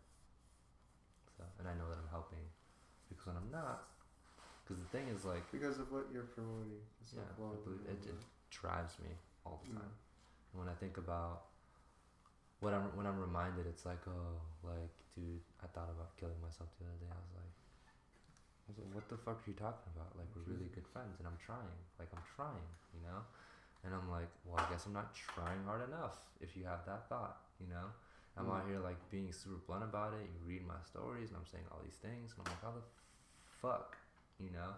And so I keep trying to innovate, be more blunt, because I understand advertisement is seeing something over and over and over and over and over and over again. That's why I post every day and, like, say different things. I try not to always say the same thing, so sometimes it'll switch up. But those things drive me, they do, because I don't like seeing that. Or it sucks that I know that it happens in the group. Like, thinking that we're all, like, dope people and we're all, like, loving and shit, but people still have terrible thoughts and, like, self-harm and stuff. I'm like, bitch. I'm like, what about this entire friend group, and we're here for you, and you know that, and you resort to cutting yourself, or you had suicidal thoughts, or you're pretty much giving up and you're accepting that you're cool with dying right now. Like, I mean, that's cool, but it's not, because of the stuff that I hear. I'm like, how, right? But then I'm like, no, I get it, I do, but at the same time, I'm like, that drives me to work hard, and to be more compassionate, and to try and be, so, you know, with the whole, like, oh, you know, you may not have, like, you know, the cliche, like, the person was contemplating killing themselves or shooting up the school until someone said hello or some shit, or, like, said that they were gonna, like, oh, like, you're cool, you know what I mean? Because so we got, like, that magic hello, or yeah, and then that kind of changed everything, that one, and it saved them, right? So that sticks in my head, and so I'm like, this is why I fucking try every day. You take this machine gun and puts it in the trash. Yeah. Thanks, Vattana. But for real, a lot of people just are unstable sometimes. They feel low, so then I try to make it a point, like, yo, I'm fucking here, bro. That's what's really important. That's the gateway. That's the, like, if you're down, like, no, like, literally, I posted something today when I said that, like, I'll listen, and then you're not a burden. Like, I'm here to fucking listen to everything, because that's what people need more than anything. People don't like to listen, and then people will listen I like to listen. And react, or listen and respond. Like, oh, I have advice for you right away. Or, what the fuck? Why would you do that? And I'm like, that's not how you listen. Then people don't want to open up to you anymore. Oh. I've learned that through practice. And how do I see that? When I have a mutual friend, and this will always stick in my head. So there's two of us, and then there's that person, and that person comes to me, and they said, hey, don't tell this person this. I couldn't tell them because I know that they would get mad at me, but I'm really struggling with this, and I don't want that other person to know that, but I had to tell someone. So then they choose me. Every time. And I'm like, wow, why? And it's because, oh, they said it right there. It's because the other person's probably going to flip out, or they're going to worry. I show no signs of worry, and I don't flip out. I care. I don't worry about them. I don't stress myself out over it.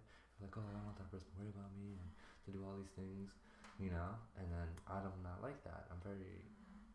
People need their space. And so I started to learn through time, like, when you don't judge people, when you just listen, when you don't overreact, when you don't be emotional and have, like, you try to always protect people, then they're more willing to open up to you. Then it's like, oh, I can say anything, and there's, like, no consequence at all. And that's so nice. But instead I'm met with questions and, like, sometimes compassion. And that's the fucking magic. But even when I try to be that person for people, it doesn't work. Clearly. Because I can't save everyone, and you can't help everyone. You just try your best. You gotta teach people to love themselves. It's hard. It's very difficult. And we all struggle with it. And I know when someone's not there. I talk to most of them every day. Because I know what it's like to really, really, really love yourself. Because when you can, the whole capacity to give is unlimited. It literally becomes unlimited. When someone says, I hate something, I'm like, you're not there yet then. You can't hate anything once you're there. Who's hating? Just in general, it's true. Because it doesn't make sense anymore. Because when you go through self-love, dude, you know what you do to yourself? You really dig. And you start to see why you're all types of broken. And then you start to learn how to forgive yourself. And then you're not mean to yourself anymore, right? And you're like, oh, wow. Damn, dude, I'm so sorry, to myself. I'm like, I love you. Then when you look at other people, you start seeing the same thing. You start seeing like, oh, shit. That's why he's angry. Or that's why he's upset. Or that's why he acts that way. He probably went through this. Because I understand now. Like, why am I going to be pissed at someone who is going to rage all the time? Like, that anger probably comes from something in his past that hurts really bad, and he hasn't gotten over it yet. I did, and I want to help him get there. So now when he lashes out at me, I don't say, oh, like, oh, stop being a bitch, and like, why are you... Because it doesn't feel that way. It changes. It's like, oh, they're just screaming out for help, and they don't understand where their pain comes from, or they're denying their pain, and so they lash it out on somebody else. That's literally where my head is. And it's a real thing, because we don't question it that much because we don't have time, we don't listen, we have no patience, we're not empathetic, we don't love ourselves. That's why. That's why the key is that.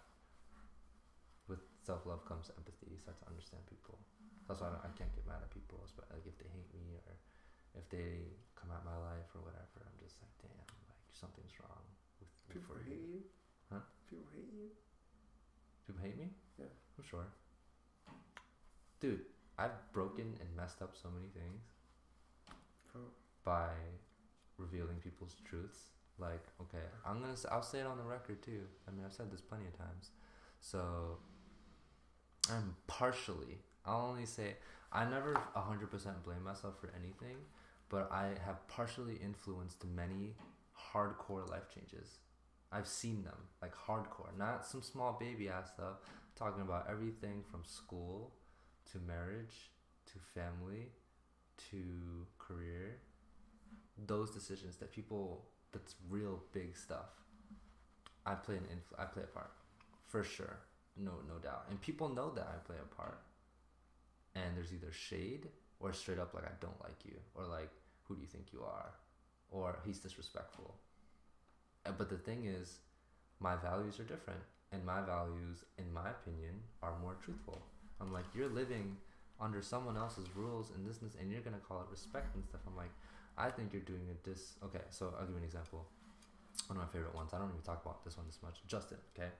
He was contemplating college, which was great. He went back and forth with it with me. So I'm gonna go. I'm not gonna go for months because he wasn't sure. He talked to his cousins. He was hitting up professional dancers and choreographers because he thought he wanted to be like them too. And he was like, "Did you go to school? Okay, did you finish?" And like some people finished, some people didn't. Career path, what are they doing? He was just collecting info. And then I remember hearing from his cousin. I was like, "He has a valid point." He's like, "Justin," he's like, "if you think about it, you know, like our parents and grandparents sacrificed everything for us, and all they ask you is to just do this thing. 4 years, go to school, just for them." In my head, I'm like, no, it's 4 years and then a job you probably don't like. That's a long time, right? In my head, I'm like, do that. He's like, that one small thing for them. But then I think he said, like, it doesn't even matter if you don't get a job, whatever. It's just a degree. They want the degree. It's like, just 4 years. You can't do that for them? And in my head, I was like, yo, he has a good point. You know, it's repaying respect. But in my head, I'm like, nah, I can't fuck with that. Like, that's just not, it doesn't make sense, right? I'm not going to trade 4 years of my time. Because time is valuable. Time, happiness. I'm like, I'm going to teach them. And I'm going to show them the truth. I'm going to show you how it's done. I'm going to show you that I don't need a degree. Okay? I'm going to show you. And people have done it already. Scooter Braun's done it, even though his mom was pissed at him. This other person, I can't remember. People be doing it. Timothy De La Ghetto, same thing. It's just like people can do it if you want to do it, if it's really in you, if you want to really take that path. And so when he made that point, I was like, okay, I see. It's like, no, I can't do that. And then as I got more mature and I started to learn, I was like, when you think that you're doing someone a favor by filling in their void in a way, I talk about voids a lot, just not yet until now. Like if someone says, I'll be happy once you do this, what they're doing for, like, if I say I'm not going to be happy until you graduate from school and you get a full-time job, right? That sounds like a great thing, right? But it's not in you. It's not in your heart to do that. But they said they're not going to be happy. Now, if you did do it and they're happy, it's like, oh, okay, you know, they did it. If you didn't, then they're just not going to be happy. What's happening is they're forfeiting their happiness to you. They've surrendered it and put it on you. They're like, okay, you have my happiness now. I don't have it. Happiness does not exist until you fulfill something. You're teaching them to not find happiness within themselves, but to seek it in other things that they can't control. So they're surrendering power and control to something else and letting that do it for them instead of seeking it for themselves, taking responsibility for their happiness. Purpose. So that's unhealthy when you do that for somebody. That is completely unhealthy. So when for my mom, I'm like, oh, I just want to see this. Like, I want to see, I was like, what's your dream? What makes you happy? Like, oh, I just want to see my boys successful. Like, Mom, I'm successful, I'm happy. I'm like, does that not count for anything? I'm like, I don't really care about having all this other stuff. I'm going to be different. I'm going to be so different. This whole house and car and wife thing, I'm like, I don't know. I'm like, I don't want to do it that way, And then eventually, as she transformed way later in her time, this year, I was like, what's your dream? She's like, I want to have my own business. I was like, this is what I want to have. This is exactly how I'm going to do it. And she's been hustling for months now. Finally, after so many things have changed, and she knows at least an idea of what she wants. But you had to help her get there. Not be like, okay, Mom, I'm going to make you proud. I'm going to do this. It's not about making people proud. They need to let that shit go too, because that's hurting them. Does that make sense? They're always expecting something. Mm-hmm. When you put it on somebody else. Accepting something. Some shit like that. Because it's the same thing of like, oh, see, like, I'm hurting because of you, because you didn't finish school. It's like blame, and it's like, no, it's not about you. It's about you. Like, you are not doing anything for yourself. You're putting it on me to make you feel secure and happy. That's not healthy. That's very unhealthy, and that's a disservice because I am feeding that belief instead of empowering you to go find your own happiness. And I always say to my mom, what if I just die?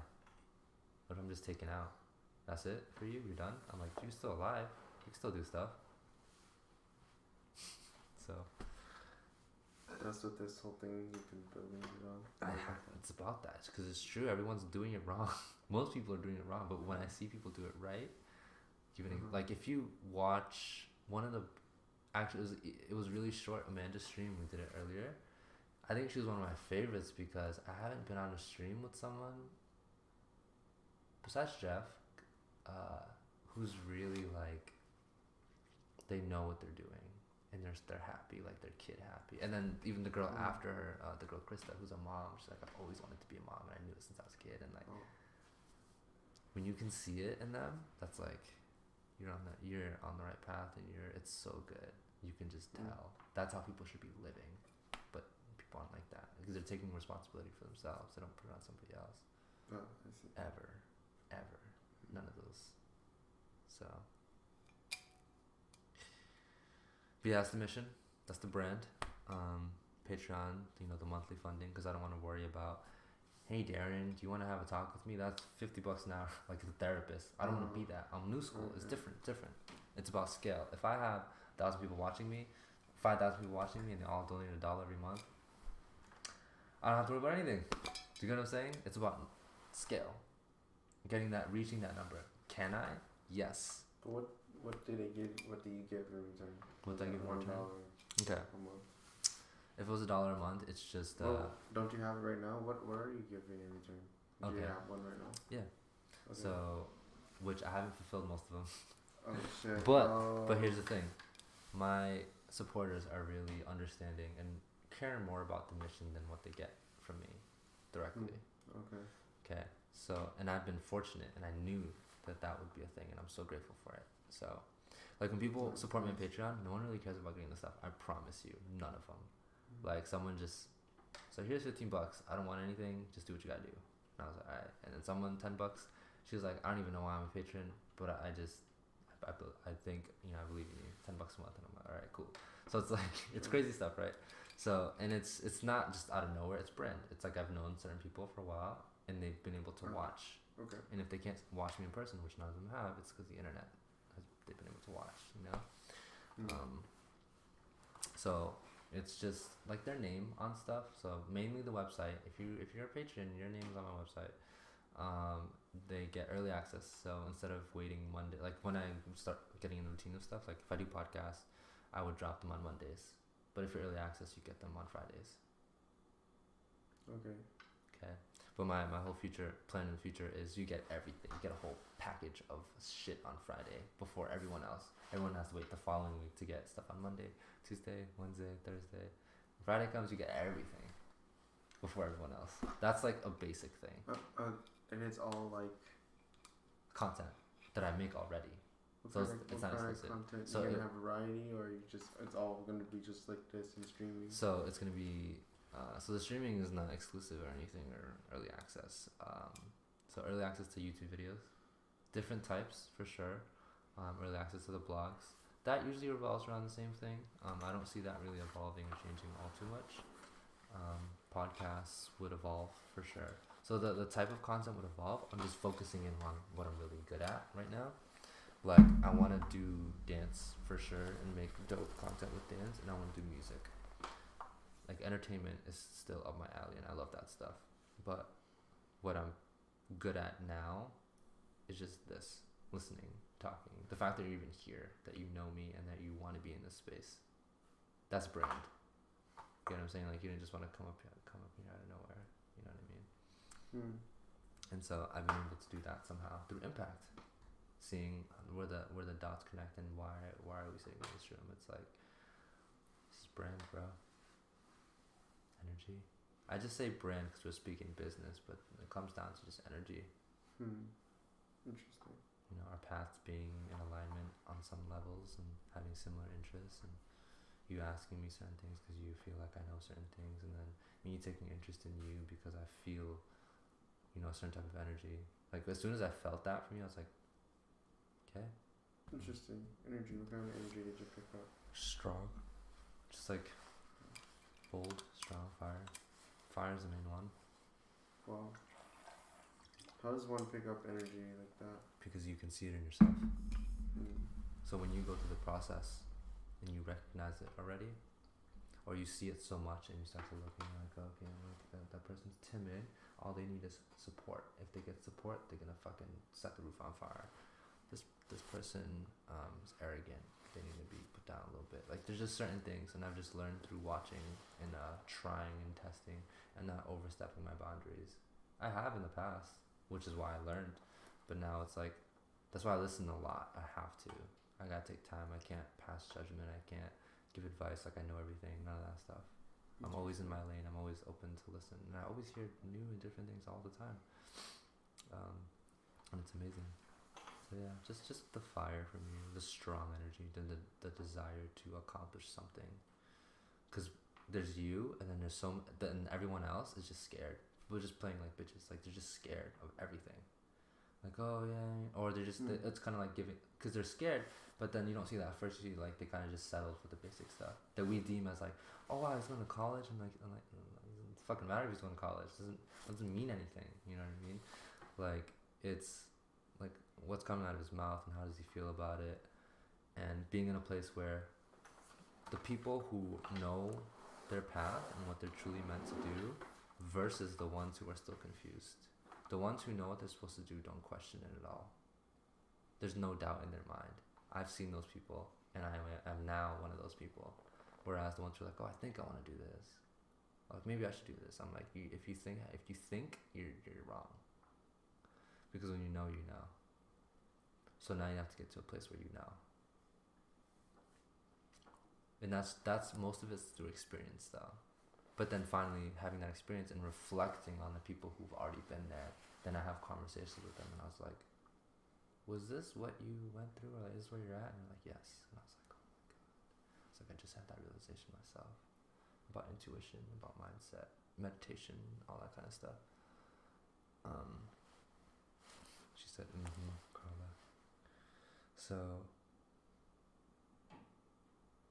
yeah, I know I probably kind of hit a lot of chords when I was saying certain things.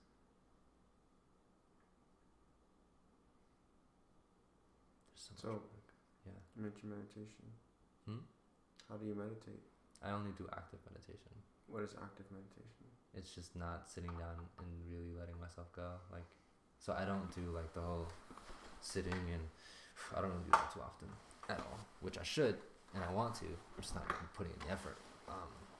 Active meditation is literally kind of just being in the moment, letting go of your identity, your ego, your personality, all that stuff just goes away. Listening is one of those ways to do it. It's active. I'm hardcore into you. I'm not into about me. I'm just listening, and I'm being a part of what's going on. That's freeing, because most people can't do that. When they talk, they're thinking too much. Because remember, they listen to respond. They're like, oh, and then they'll jump, right? I'll listen, and then maybe I'll jump back to like, okay, you hit something, I'll take a note real quick, and I jump straight back into listening. So I try to be active. Sometimes I'm so actively listening that once you're done, I'm just like I don't know what's next. I'm just like, oh shit, like I have to come back. I'm like, I have to think, because the flow kind of stopped. You know? How am I doing with my first stream here? How is it? Honestly, I think it's dope, just because you're here. I don't know. Oh, thank you. You're talking. Thanks for having me here. You're chilling. It's pretty cool to see your setup. Yeah, if you need help with The anything. tripods and stuff. Yeah. Thanks for having me over. Yeah. It's pretty cool. Yeah, if you need help or anything, and getting the SSD, installing the SSD, that's easy. Very, very, very easy.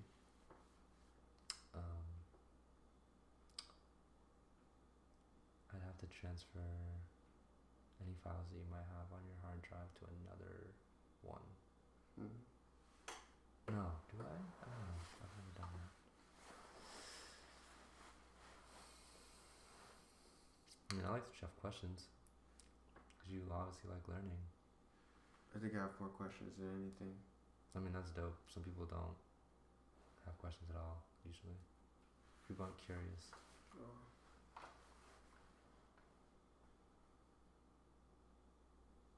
I think I have too much questions and like sometimes it holds me back. Like, oh shit.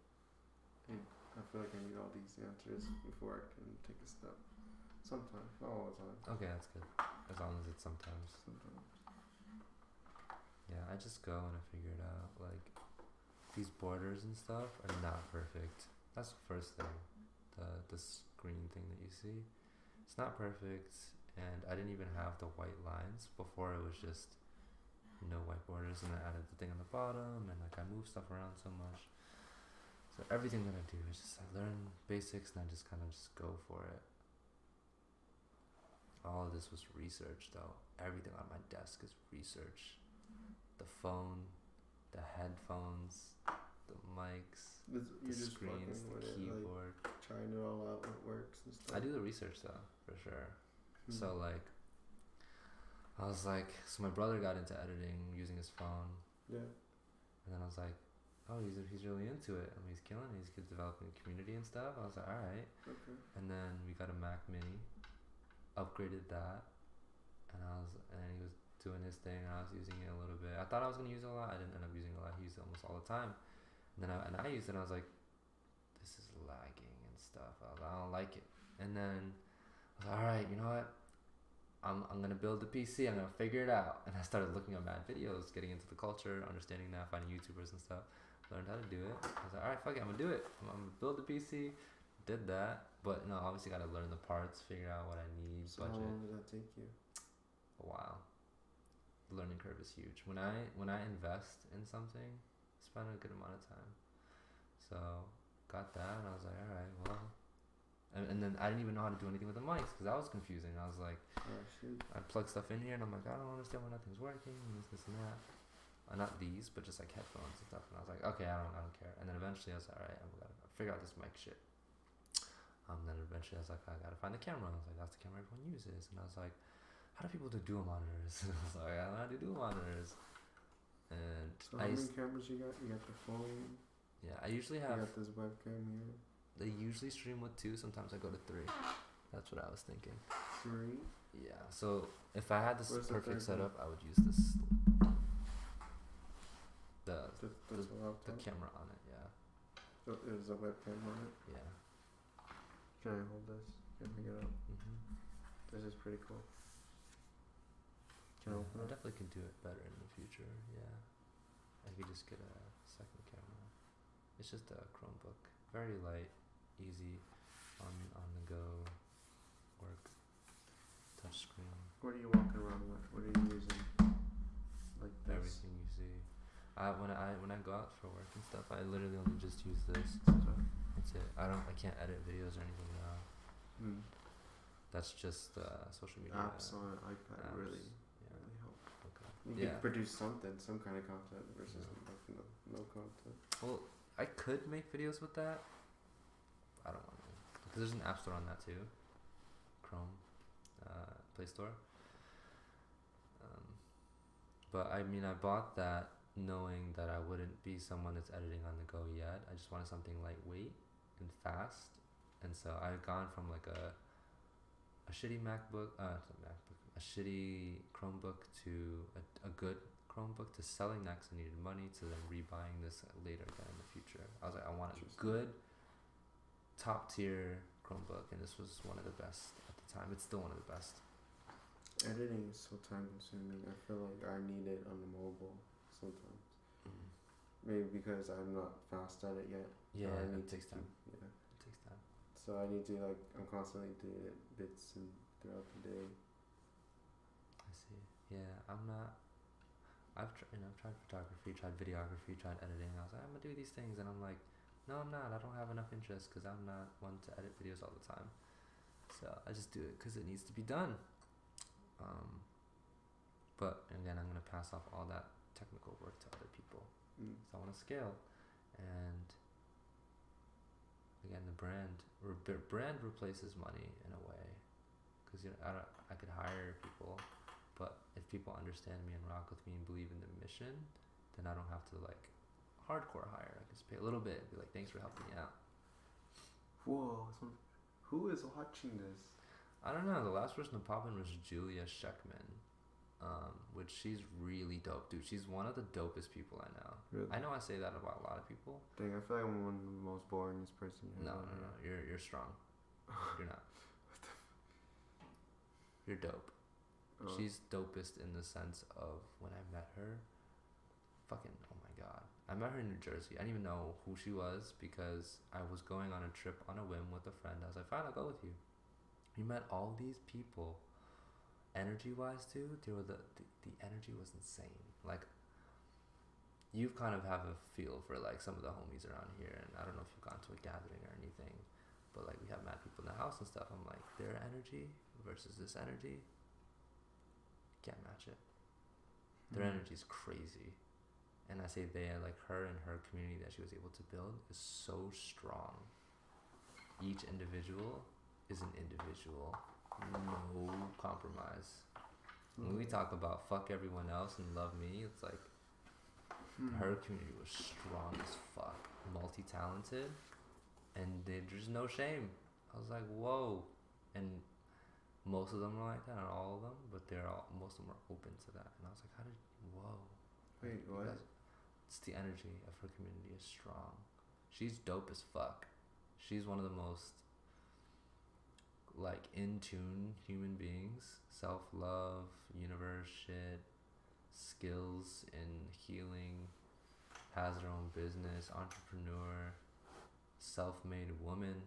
Wow. Who gives no fucks, shares her flaws, loves you, super down to earth. I know, I just bragged. It's fucking. Shout out to like strong crazy. women. She's dope. She's one of the strongest girls I know, personally. Probably I want us close to the top, if not the top. She's one of those few. She's there. So I know, I just randomly talked about her, but. And yeah, you know, it's like she's an amazing girl. Amazing.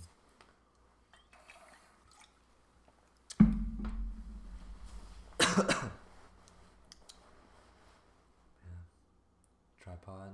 After buying so many and having them all break, I was like, I'm gonna buy one that's more expensive, and that's lasted me for a long time. I think over a year now. What do you think about one of those ones when it's like all wiggly and stuff? Oh, those are dope. But what is it for? Like, oh, it's for. Let's say I want to start like vlogging stuff. That's what it's for. So it doesn't shake. No. So you could film it, doesn't shake. So that's why, like, if you just moved, it just would be smooth as fuck. That's why it does exist. However, you could still suck with it though, right? No, you can't suck with it. Once you learn the basics, you're good. It's just like that's why, like, people are just doing stuff like this, and then it just doesn't do anything. And I've used one before. I just didn't understand it. What about ride-alongs? What do you mean? Like drive videos of drive. Do you need I like a wanted drone? to do that. A drone? I don't know. Like, no, I'm saying, would you need a drone? Could you like? No, I mean, I just. How could you do a ride-along? Would you drive around a corner and have someone like? You'd have to work all the angles, huh? Drone, then have someone on the corner. Oh, that's mad extra. I mean, yeah, I guess. Camera on the car. I tried to do one for so the only reason why I could do it, I just need to fix something in my car. So I got a metal mounted thing where it's magnetic. And I stuck it on my windshield. Okay. So I stream. So I have one to navigate and do stuff, and then I have that one to film conversations and stuff. In the what? In my car. Something basic, you know. Oh, that's cool. Yeah, work with what you have. So I could do like blunt rides in my car. Yeah. It's like. Or streams or whatever. It's kind of like the same shit. Can you do like that, like blunt ride on Twitch, or would you get like kicked off? What can you do on Twitch? I don't know if you can do that actually. Yeah, I don't know. I don't think you're legally supposed to even do blunt rides. I could probably look up the rules. I mean, you could green smoke screen and stuff. Maybe you could do it on Facebook live stream. Wait, you can smoke on Twitch? No, I don't know. Oh shit. It says, LOL, ranking people is weird. Doesn't that imply a perfect? I don't know. I feel like everyone is their own dope. I guess personally, I just try to stay away from that. Oh, you're commenting about that. Oh, we should pay attention to the comments. No, right? yeah, just yeah. We should, right? somewhat. Oh yeah. They're taking their time to. I think we should. Yeah, she's been here listening, so. Well, sorry. It's all good. Yeah, so she was talking about the rankings. What rankings? When I would mention like she's like Julia, the girl over there is like kind of like top tier. It's one of the top girls in my head. No. Remember when I was talking about that girl who's really dope? And I kind of like implied that she was like near the top of my list or something. And then they want to hear. Like I say, dopest. So if she's near the top, they want to hear who's at the top. No, she's like she doesn't believe in that because everyone's their own kind of dope and stuff, right? And I'm like, I think so. Everything's subjective, and so my dopeness level thing is not really about.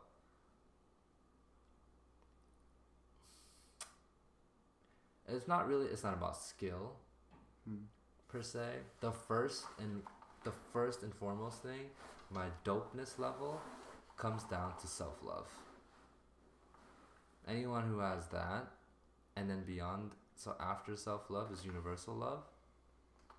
That's kind of where I judge my. So it's like a scale. It's like, oh, okay, like, the self-love is there, and they're in tune with the universe, and they can give love and this and this and that, and provide and build and do these things.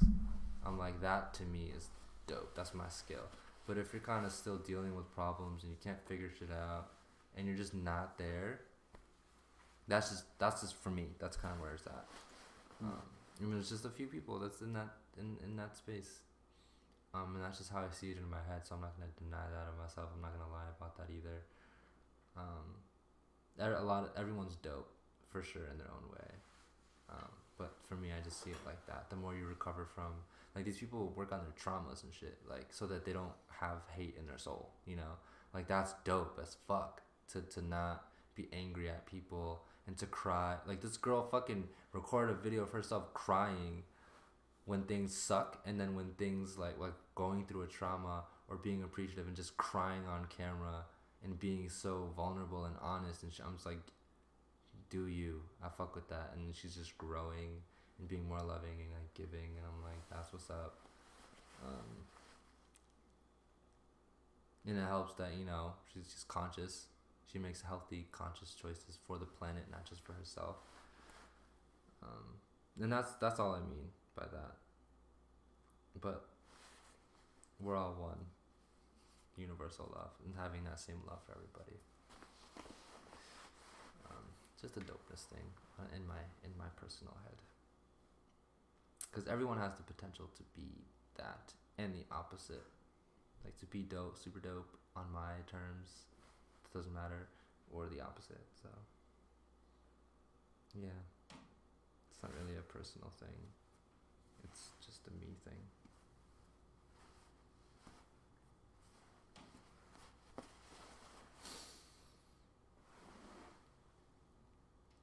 Yeah, for sure. Dope is obviously anything cool, hot. You know what I mean? Like, all that stuff is subjective. Usually, all the adjectives for the most part are subjective. So.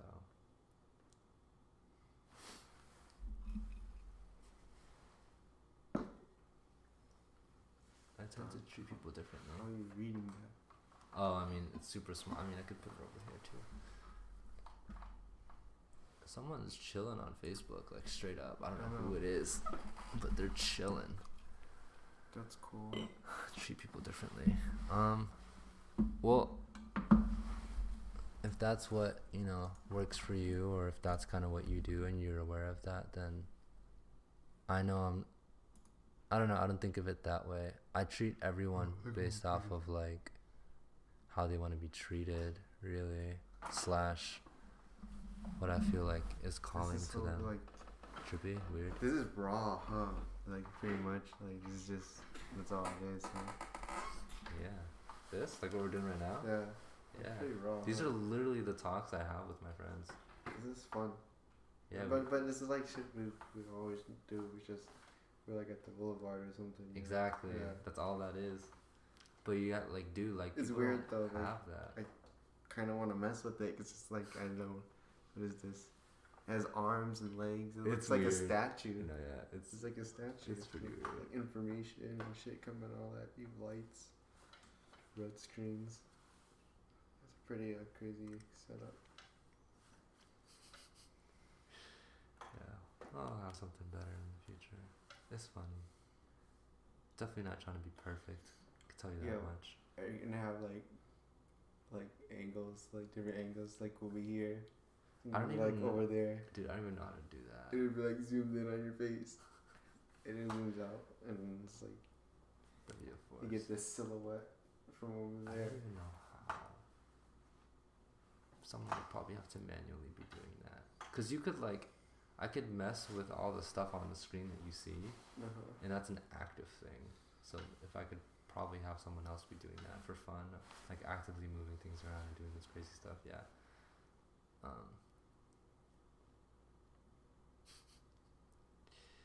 Yeah, I love these. These are great. You can't just have them all set up and then change the source with like key bindings. Camera 1, let's go to camera 2, let's go camera 3, let's go back to camera 4. We could probably have like, you could even just have all four, like if I hook up more than one camera to OBS, then I could have like more than one camera open. Yeah, at work. And someone could be like, nah, I like this angle, I'm gonna watch it. That I don't know about. I'm not sure yet. What do you mean having all four of them? Like for what? Like different angles or? Yeah, I'm not sure how that works. If it does, she said how you treat people differently based on what you think they need. Yeah, because everyone's different. It's like it's weird. Okay, look. So it's a balance of you treat everyone the same, but you treat everybody different. Because it's not a one size fits all game. Like, you know how we all have different Is that like spam? That's me. That's my bot who does my work for me. What? That I've learned how to do recently. But I'm gonna try and clean that up another time. So I don't have to mention it, so it just says certain things.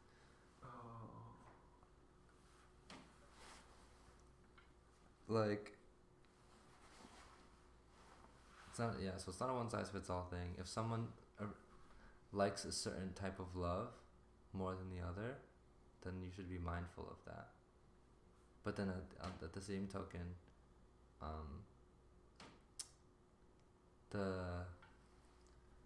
the other part of like is kind of like the not judging thing and doing this. I don't know. It's a balance that I understand internally, but I don't know if I can put into words at this moment.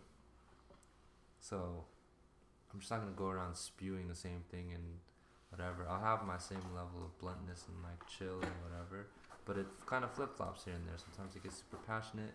Sometimes I will keep my words short. Other times I'll talk a lot. Like, it just depends on the situation. If he's not interested, I will short word everything. If he's in a rush, I'm gonna make it quick.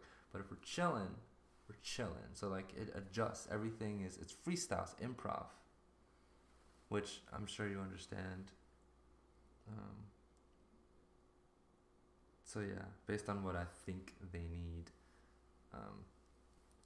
you know, if someone has achieved a high level of self-love, it doesn't mean, because that's a practice. Nothing is permanent. So, I don't know.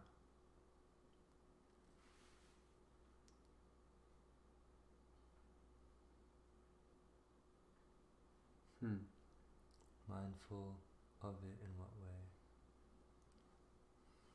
You ever thought about grabbing a couch and pushing it right here? Not yet.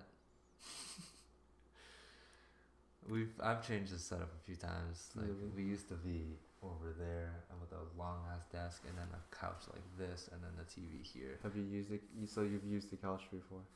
No, not for any of this. I've done so many arrangements, dude. This is probably like my 7th arrangement. And this is what's worked so far the best. You ever thought about having it like mounted to like that couch right here and then have it going over the middle, kind of, and just chilling like that on a couch? Well, the only reason I don't is just because like I only do this once a week. Oh. If it was a full-time gig and if I, you know what I mean, like things just kind of evolve over time. I see. This is only Sundays. Yeah, we started drilling holes in couch shit.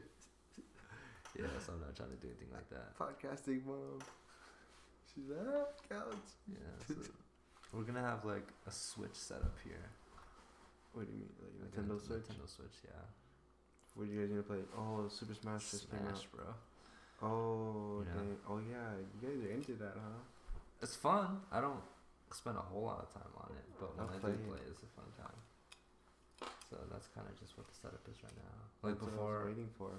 my brother, or I used to be here, then my brother was there, then we switched and I'm here, and then we had to move this because my parents are taking up stuff on the other side, so I was like, damn, where are we gonna put this? And we're trying to figure out, because this used to be here, and now this 1, 2, 3 was a good setup, but as soon as this came into the picture, we're like, we don't know what to do. And then we figured this out, and we're like, okay, cool, because I need to make sure this works, and I have space back there for the tripods, all So that kind of what's stuff. going on with the space time here? Is it like, huh? That was Google. She's listening. So this space, like in general, Yeah. well, it's a productive space, hangout space, pretty much. So this, in the future, mirrors, workout / dance movement. Cause before, dude, like it was set up pretty terribly. Like we had stuff, like on like the edges of everything, just trying to fill space, like boxes and like shelves and everything. Now a lot of it got rid of, moved up to the attic, and some stuff that's on the other side. Our table was here, PCs were here, we're out like this far. We had a different couch which is on the other side now that went from like here all the way here to hit that wall. And then just the tiny ass TV here. I was like, oh, that's good. And we have that table used to be over here. No one really used this area that much. People will come over and like probably sleep. That's it. And then In this area. yeah. And then I was just like, and then I was like, I just want to put our things like in this corner, and then we had so much space, and I was like, dope.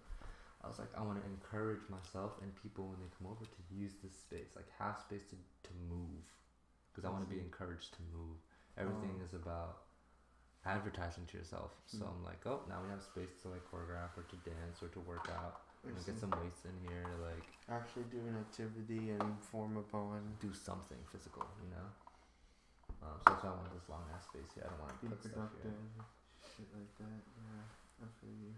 Yeah, and we tried having like when we had this set up over there with the couch, you know, for like games or chilling. No one ever goes on that side because me and my brother always chilling on this side. So then we kind of settled with this, and we're like, okay, this couch moving to this side was a good move because people would always sit on it. But this setup here is good, just like we're chilling. You know, and then have that thing there to charge everyone's phones. And, What's in this story? outside. That's why it's so cold, huh? Yeah. The floor is cold too. There's just tile right on top of the concrete, right? Yeah. It's perfect for breaking. Setting up that game is dangerous. You should really get your own place. What? Wait. But understand that. You have nice eyes. Oh, that's a good idea. Setting up that game is dangerous. Oh. No, it's all good. It's all good. I mean, our PCs can play games, you know, like gaming everywhere. But it's okay. And then eventually I want that to be a bigger screen. And then I want this to be 2 different monitors, not like this. Maybe 3. I don't know. You know? Wow. It's just kind of just starting with what you're at and working with what you have. Always. Right. I don't see all this stuff as... It's all just gradual things. So does this friggin' foam thingy make a difference? Yeah, it stops with the certain P sounds and stuff. It's a filter. You need it. So what if I'm talking to the side of it? Should I just like have it like this? Yeah. Is this better? Yeah.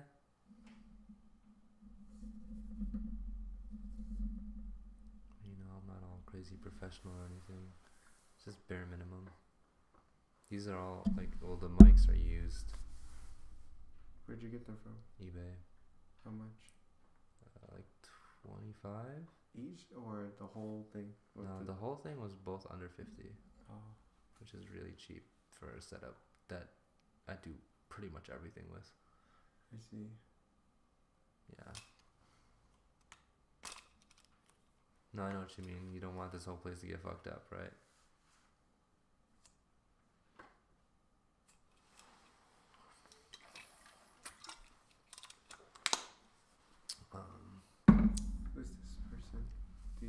these people's? Well, Carla, yeah, it's a friend.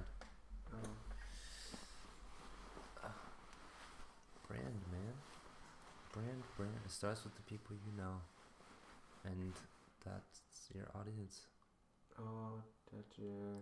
I'm not going. What's crazy. the N word? The niche. The niche. Start with the niche. Okay, I don't know what you're talking about then. Yeah, so I didn't show you when I was talking about Patreon earlier.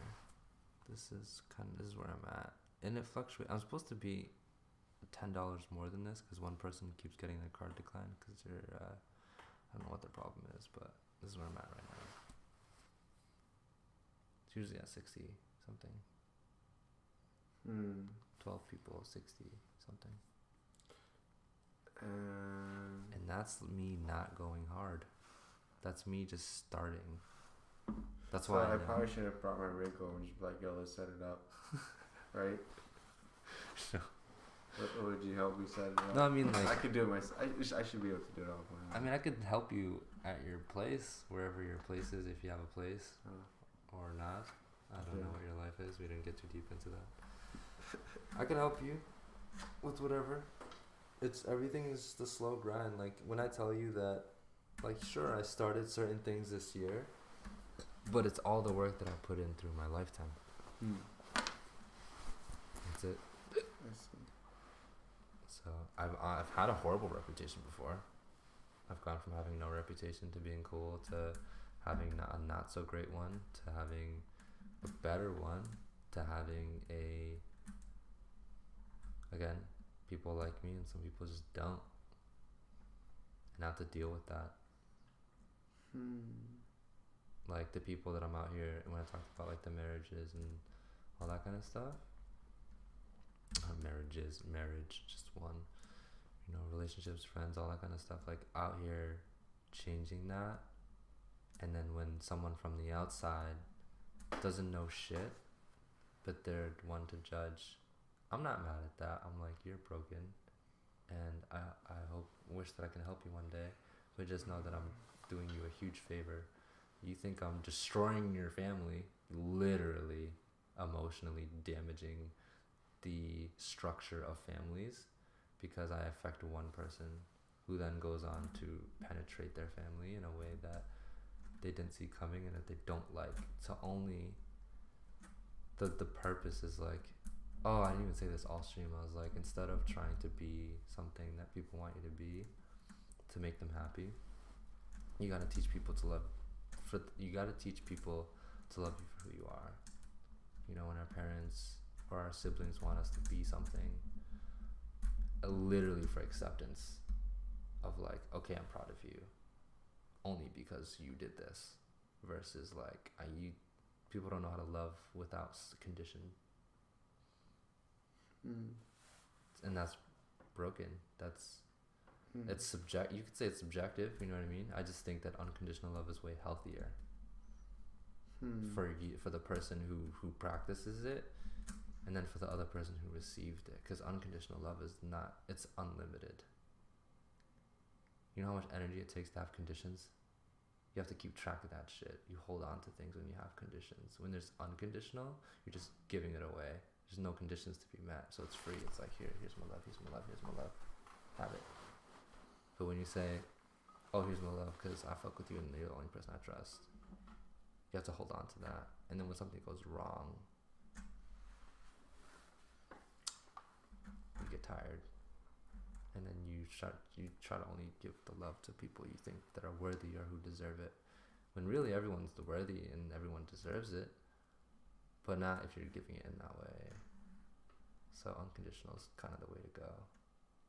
It's like, no, I love you no matter what. I don't care what the fuck you do. That's pretty foreign and pretty different. Because there's not many people who practice that. Everyone loves under conditions. And I don't think we're going to move to a place where that becomes like a normal thing. Yeah, so I'm out here, teaching people leading by example. People look into me, they start to understand. So the thing is, when you talk about product and business, if you can learn anything from it, if I am what I'm advertising, Or people see certain parts like, oh wow, he's a great dancer. Okay, pulls him in because dance fascinates them. Oh, he's a great teacher. Oh, this is so fun. Then they start to get more invested, right? Because when you like something, you start looking a little deeper. It's like, oh, he eats healthy, or he doesn't eat meat for some reason. How come? Right? A little more deeper. He's always drinking water. He always says to drink water. Okay, why? It's like, well, all of these actions make up this person that I like. So he has to be doing something, you know. That's why it's so important to be as best as you can be. Because people will only take one piece that they like, but then you have to show them the rest, all of it, good or bad. It's like, this is what makes up me, and you may agree with all of it, or you may agree with some of it, but that's me.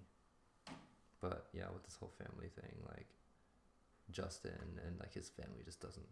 They obviously just don't like me, because they think everything's my fault. For him changing his image, the way he talks, the choices he makes, the path that he's on, literally just like, oh, it's his fault. And I have to live with that. Now, I'm trying to be out here change the world. I'm trying to be a CEO. If I can't even handle that, I can't handle being a CEO. I'd be too sensitive. I'd be too weak. So this is like practice. Do I have the stomach to deal with the fact that I did that, and people know that, and even my family will look and see like, how does he look at it? How does he look at it? We have the same perspective on that. Like he's in the right. He's living his most truth that he can. He's always striving to being his best self. Dumb sometimes, we all are, but he tries his best. Takes in information. He's his own person. Before that, timid. No self-confidence. Thought he was ugly. Didn't see himself as an equal. Saw himself as an inferior. Oh man. He couldn't stand for anything he believed in, even if he believed in it. Couldn't stand up for himself. He would always get overly emotional whenever people would go at him. Now all of that's different. So what was the price of all of that? He gave up a lot of things to get that. And so he took in a lot of the things that I said and the things that we practiced. And the price of that was temporarily shaking up things in the family dynamic to only then rearrange it to what it's supposed to be, as something healthier. It's, can you accept me for who I'm trying to be and who I am? And it's, I'm sorry I didn't go to school. Sorry that, I'm this way or that way, or I chose to get a tattoo and get earrings and be home late and choose this path. But can you still love me? And the answer is yeah. He broke a lot of rules, but they still love him. Still resentment towards me. They love him. Can't stand certain parts of him for sure. They think, he might have a big head and all these other elements. Some things may be true. Maybe not the greatest son, working on it. But it's part of the process. And he has to go through it. But the thing is, like, he's leading from his soul now. Before it was just questions and guidance and practice. And now it's like, oh, I'm my own person. And your opinion of me doesn't matter. Like, it hurts me, maybe. But I know who I am, and I'm going to continue. I will never change that for you. But I'm going to try. Like, little things like saying I love you to his parents, kissing his dad on the forehead or cheek or something for the first time ever, but him struggling to do it. He was like, dude, I hesitated. I thought about it, about like kissing him and saying I love you, and I thought about it so hard, and I don't know why I hesitated and took so long. And when I did it, I like looked at he said like, oh, I feel like I'm a dad again or something. Justin was like, and they, like, his dad was crying about, like, pretty much, and then Justin was about to, he went downstairs, and he was like, dude, I don't know why that was so hard to do. So see, that's good, that's healthy, because it's like, he's questioning why, and will do the work so that it becomes, like, it's not weighing on him. It's kind of just like, you start to learn, like, what your faults are, and why that's even a problem in the first place. He wants to love everyone the same, but why is it so hard to love his dad? You know what I'm saying? I have those struggles too in certain things. I'm like, there are certain things I gotta remind myself with my mom, with my biological dad, with my brother. Like, I'll think of little things. I'm like, yeah, I need to be better in certain areas with my life, and so I'm gonna keep working on it. So I don't regret anything. It doesn't bother me. I just feel empathy for them because I get it from their standpoint, and I also wish them well, and they can't really do anything about it, they're gonna think that way, maybe that until the grave, or maybe that's gonna change. All I know is that everything is just easier to justify when you're successful. It's kind of like, oh well, he's making mad money and like his son is happy and successful and da. That's the only time people really care, pay attention. But all these things. People. Whoa, money? What? Huh? I mean, I will beat everyone, huh? I mean, yeah, dropping out into my third year of school, when you laid everything out, I was like, oh. It was still very much my decision, but it's not common for someone to support something like that, show you both sides with facts instead of shoving bad education down our throats and stealing our money. LOL, sorry I'm angsty, and it's something I'm judged for and reminded of every day. I just have to prioritize myself and my decisions with confidence. Yeah, with confidence. Keyword, with confidence. Yeah, dude, it's just people are always gonna have, and it's like, the marriage thing, I don't regret that. I'm like, this guy's the happiest he's ever been in his life. Why would he give that up? And I asked him, after calling off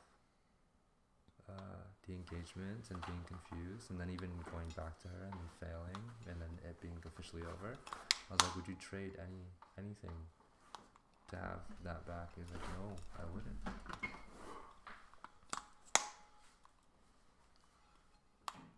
Gotta shake things up.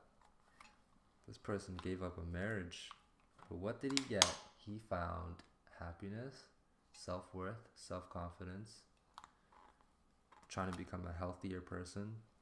He has a relationship with his parents and his sister, none of which he had before. He's starting to understand and acknowledge his faults, and he wants people to call him out on it so he can improve. And I know I play a huge part in something like that, and I don't regret that. So if that person that he was engaged to resents me in any way or feels some type of way, maybe even the family, in it, but again, the price, like all the stuff he gained after leaving the relationship and stuff. Do you think the price that was paid and like all these things that align, that make him happy, all those things are like subjective, right?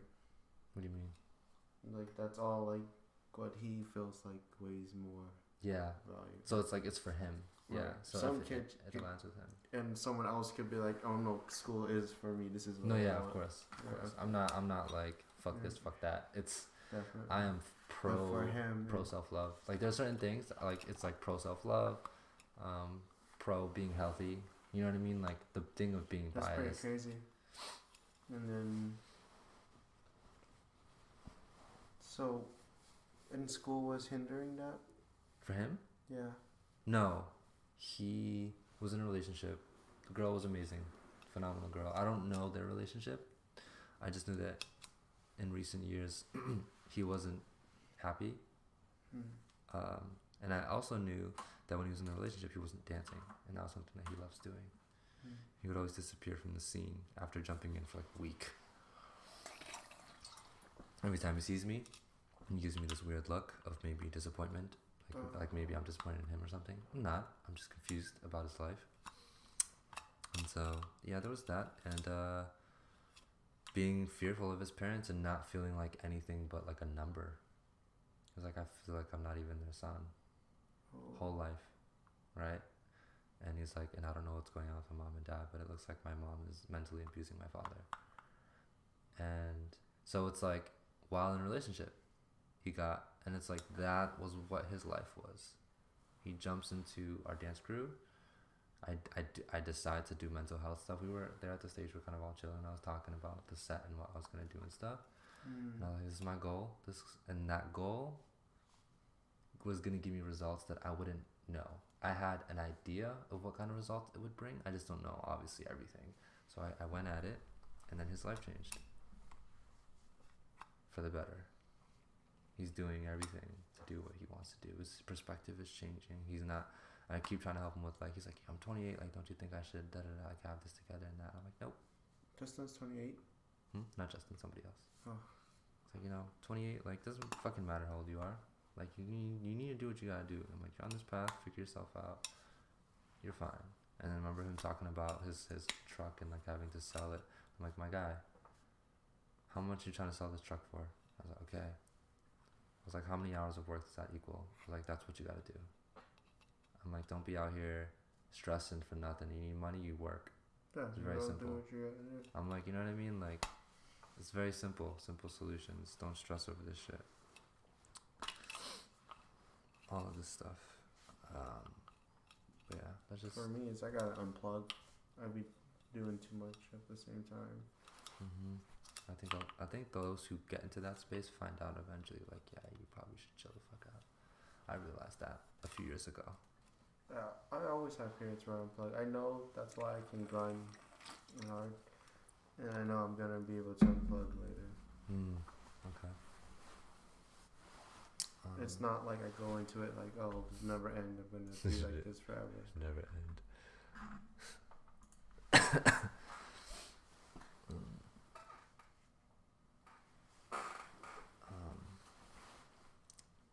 That's good that you know that. I didn't know that before.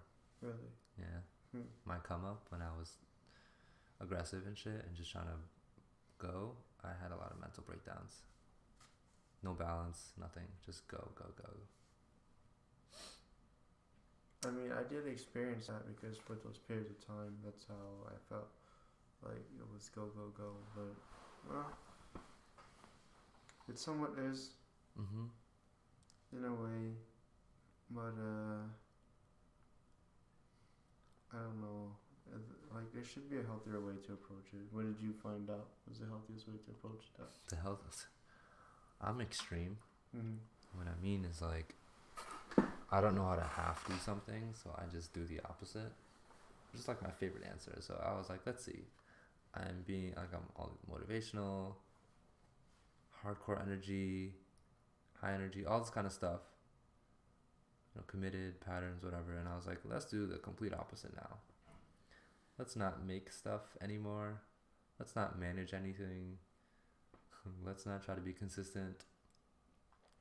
Let's not try to direct, no leadership, nothing that I'm used to. Let's do the opposite. Whatever that meant, shit was hard as fuck. It was so hard because you're trying to break a habit and form a new one. And I was like, I'm like, how do people do this? How do you do nothing? Like, whether it's, I'm going to go for a hike or go for a walk or binge watch on Netflix. I'm like, how the fuck do people do this every day, all the time? I'm like, I don't understand how you do nothing. Or basically just being a consumer. I'm like, I just can't be a fucking consumer. I can't sit here and just watch stuff like everyone else or listen all the time. And that's different, obviously, this balance here of listen and give. But I don't know how people do it. Because I'm always like trying to make stuff. I'm like, I have so much that I want to make nonstop, all the time. There's so many things I have right at this very moment, like that I need to do, that I want to do so bad. And there's so much. I have a lot of patience now because I learned how to wait. Put myself to the test for real. So yeah, I just did the opposite. It was hard. I tried doing things more for me, not for my career or my ambition, but for me. Like, what does Vattana like to do for fun? And I was like, I think I like to watch anime and play video games, and I think I want to go for a hike and do this and stuff. It was hard just doing that, and I was like, because what was my mindset before? I was like, let's see, if I play video games, if I put it in 100 hours, I get no benefit. I'd rather put 100 hours into craft, right? So I was very practical. I was like, I'm not going to play video games. I'm not going to play this, play that. And then I started to learn the holistic, which is why I'm such a huge advocate of holistic health now. It's part of that process, that journey. It's like, oh, it's the whole picture. When you neglect something, I was like, maybe that's why I was having mental problems. I'm like, I see now. Mental breakdowns and being angry or upset easier, or having no patience or getting anxiety over, like, for example, if I'm working my ass off with my team, this is one of my favorites I like to talk about. I go hard, right? I can get serious. I can just focus on what needs to be focused on. No time for laughs, no time for fucking around, no time for breaks, none of that shit. Just focus on the objective, getting it done. I can do that. It's in my soul. I have that ability to this day to do that. But I've been that person before, and I saw what happened. And I was like, well, I don't want to repeat that because, yeah, it's not pretty. So I was like, all right, let's do the opposite. Then I was like, okay, see, when I do the opposite, these motherfuckers have zero structure. I'm one of people who just are not as aggressive and don't have the same drive. And eventually I learned how to find the balance.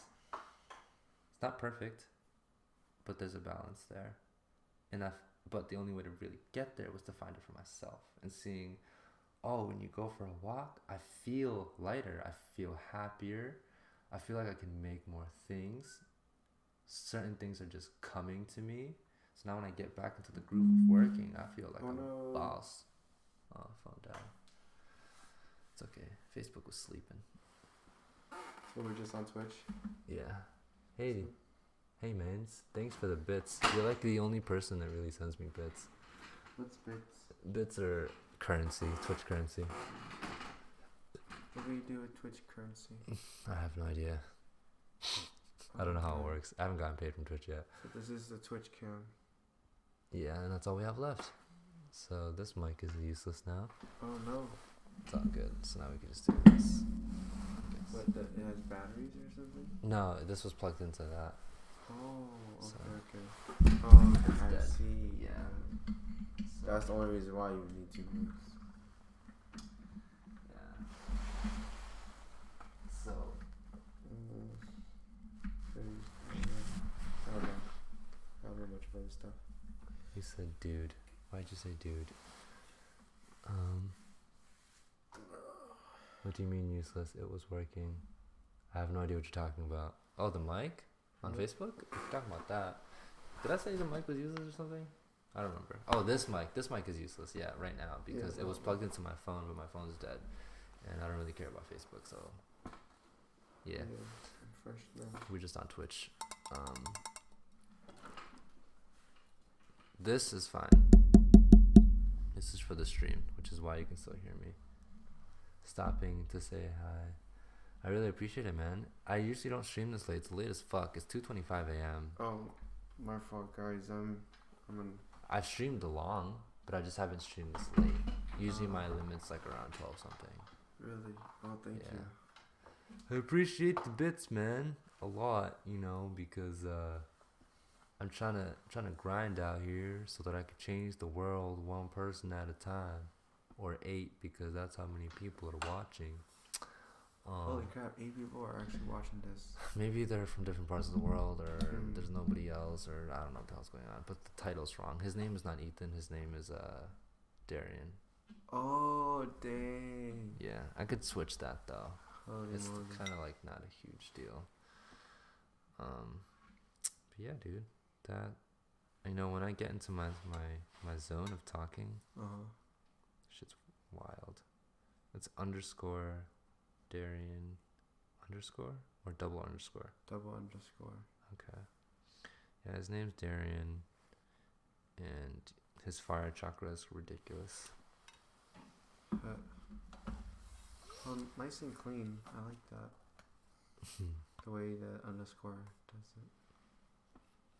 This is your Aggie. I don't care, okay? But then that's the Insta that you put there. Is it? Hold on. Naxus? Naxus? I'm not sure how I should say What's it. that? I've never actually said it. So what did you say? The Instagram? Yeah, Yeah. that's what that is. The Yeah. link. Not a link, but just, you know, so people know. Okay. Kinda. Cool. Dude, I'm just experimenting. Okay. Your boy's still learning out here. Me too. I'm. Like, even this is new. I did that this week. It's Usually, not bad, dude. That's something. yeah, usually I Better post. than what I would have done. Honestly. I mean, obviously you see me post this on Insta and stuff, Yeah, but it's my first time putting it here. And then this stuff is new. I don't know, you know. I just care more about doing what I feel like needs to be done. I think this is helpful. Like, if soon as someone comes to my stream, the first thing they see is like, cause I don't stream games or anything. And people need to know what's up. Like, oh, this is coming and when. Like, oh, okay, dope. This is what's next, whatever. And then I put all of my about me stuff later. I try to get people to understand what we do here. Okay. I sent you a bitch. What? You mean a puppy? We don't say that word around here. Oh, is that a bit? Like, I'm confused. I just realized I don't have any sound going, so, which is not necessary, but I don't know if it makes the noise for you guys. Thanks for the doggy bit.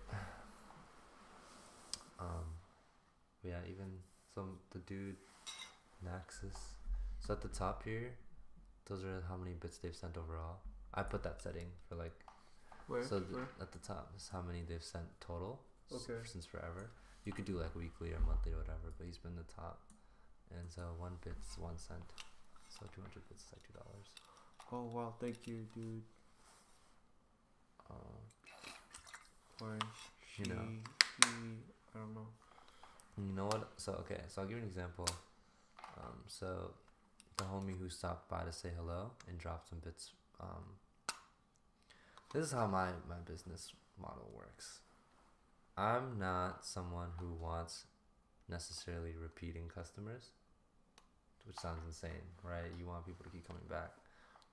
Pay again, buy again. That's one of the right, things. and it's constant. It's or increase sales, or right, lower costs. Not about that. I'm the kind of person, just like Gary, who's like, I don't give a shit if you never watch my stuff again. Like, which is the point, because he's like, he wants something to click, and when it does, that's when they change their life, and it does happen, you know. So when people go from, and I think this is dope, like just hanging out and just talking whatever, and when people are here and they contribute to the conversation or they take something from it, the point is to activate whatever needs to be activated, and then they become someone like the homie who just dropped by and it says, hey, I'm just stop by, check in, get some bits, love you, peace. You know, pretty cool, he's just supportive. It's because they Yeah. believe in what's happening and what's supposed to be done, and they get it, you know. And I've had that experience more than once. When you really like, if like for example, most of the main homies don't hop on as much. They do once in a while, but they're not here. They know my spiel. They've connected with me, and they support me. Okay. That's it. You making any content tomorrow? Like, are you making any content at all? Like, are you planning on doing YouTube videos, like how-to videos or anything like that? Not yet. No. Nah, I'm still, the only thing that I'm moving on to next stage is I'm thinking about my podcast. As in, I don't have a schedule for that. I want one. I have one to when to post, but I don't have, like, this is like, okay, I drop my thing on the 10th every month. I focus on making sure I stack it so that I have it full. So this is your main focus, is right the now. podcast. And this is the live stream. So this is, I'm like, okay, I have a rhythm for this. It makes sense. It's great. Then I move on to the podcast, and I'm like, I need to schedule X amount of podcasts within this amount of time. Podcast can be random days, so I haven't found a rhythm for that at all. I'm just I'll ask people like, hey, you want to do a stream or you want to do a podcast, which I've asked you. They're both different. Streams are easier and are more entry because it's more chill. Podcasts are more pressure. Yeah, podcasts are more about, like, you would do 90% of the talking, 95% of the talking. When we do streams, it's either I talk a lot, the other person talks a lot, or we're in the middle. Podcast is I'm not talking much. It's about you, and it's about your story. It's about, because if I just had to do a podcast and you just weren't ready to open up, I'm like, the fuck are we doing a podcast for? Podcast is like, no, like, we aim to focus on very specific subjects and to go as in as you possibly can. So like when I was talking to Amanda, let's do it like a mock podcast right now then. A mock podcast? Yeah, that for like 10 seconds. What would it be like? Just I would ask, okay, like, where do you think your work ethic comes from? Oh. And then I would ask why. You'd hit me with like open-ended question. Yeah. Oh. Like, I mean, I would ask you on here too, and you'll probably say something. The difference being time constraint. Podcast, I go longer, and I will make sure that you answer everything about it. I won't let you get away with anything. Ooh. And so far, anyone who's been on the podcast, except for Tony, because he just has boundaries, if I ask, they deliver. Ooh. But we've also had podcasts that weren't deep. So, like, one person, it was just about, I asked everything I possibly could relating to music, and then everything I possibly could relating to being homeschooled, and then her parents. I was like, what are your parents like? Because you're great, right? So, parents, music, and whatever, being homeschooled. So, I wasn't really interested in her emotional well-being, because I knew that she was different in the sense of, like, you do music. Like, you make music, and you're an artist. So, like, and you are homeschooled. I'm like, I think more people should be homeschooled, so please tell us. So yeah, we zone in and we focus on a few topics, and I really want you to go in. That's it. It doesn't even have to be deep. It could literally be like, okay, like, oh, like, I want to do like clothing, and I'm like, all right, like, and then I'll talk about everything that we possibly could relate it to clothing, as much until there's like nothing left, and then we like hustle, like, all right, let's talk about everything you think you want to do, and like, let's, you know what I mean? I see. This is just a stream. Yeah, this is chill. It's kind of conversation, no expectations, nothing. But your podcast, you're gonna want it to be like. I'm prepared, more prepared for that. Like, I'll probably have certain questions on deck. I usually have a feel for who they are and know them. If they can't do this well, they're not gonna do the podcast. Oh. But if I ask you to do a podcast from the jump, then I know like what I'm probably gonna talk about, and you're probably open to certain things. And right. Yeah. So this is my first time like vibing with you one-on-one for a while. So like, then it just depends on like, okay, if we did a podcast, you're gonna know that we're gonna be probably gonna talk about a few things very as detailed as we can, because the value is in the detail. So the podcast is called Trust the Process. And that's important because we don't talk about the process. I've shared with you some of the process, Justin's process, my friend who I disrupted their marriage, not their marriage, but their engagement on some level. Wow. Like what was going on in my head, what was going on in their head, that kind of stuff, right? So that's the magic stuff. You could say like, oh yeah, I was homeless, and then it was hard, and I had to eat McDonald's. Like, that's, I know, but like what was going on here, and like what was your move? What got you to that place? What was it like day to day? Were you working? Were you hustling? Did you stay at people's houses? Were you in a car? Did you have to steal at some point? Like, what did you do? That's interesting, because people don't, if they haven't been exposed to it, or maybe they were in that situation, either you're gonna help them, you give them courage, like, oh wow, it's an option, or you could be like, nah, I use like the couch surfing app, and then I like was using my computer to get these discounts, and I was able to land the shit for free, and then I did this house sitter thing that was free. I just watched a pet and I could stay at this person's house for free. I took showers there. See, I'm being really innovative right now, but like, people don't know those things. Everyone has a different story. It's just wild what you can really, that's what I care about. The process is so important. Instead of like, for example, if people think of Darean, they'll probably think of very specific things. If they think of Vattana, they think of very specific things. If you think of Jamie, you're probably gonna be like B-boy and whatever else that you imagine. He loves to flip and stuff, always injures himself, lover boy. That's it. But then like, what about all the other pieces that make that? What's the struggle? Where did he come from? Interesting. It's very interesting. It's so raw. And you're just doing that with everyone that's just around. Anyone and everyone. No limits. For me, it's a starter, because I see myself doing different stuff in the future.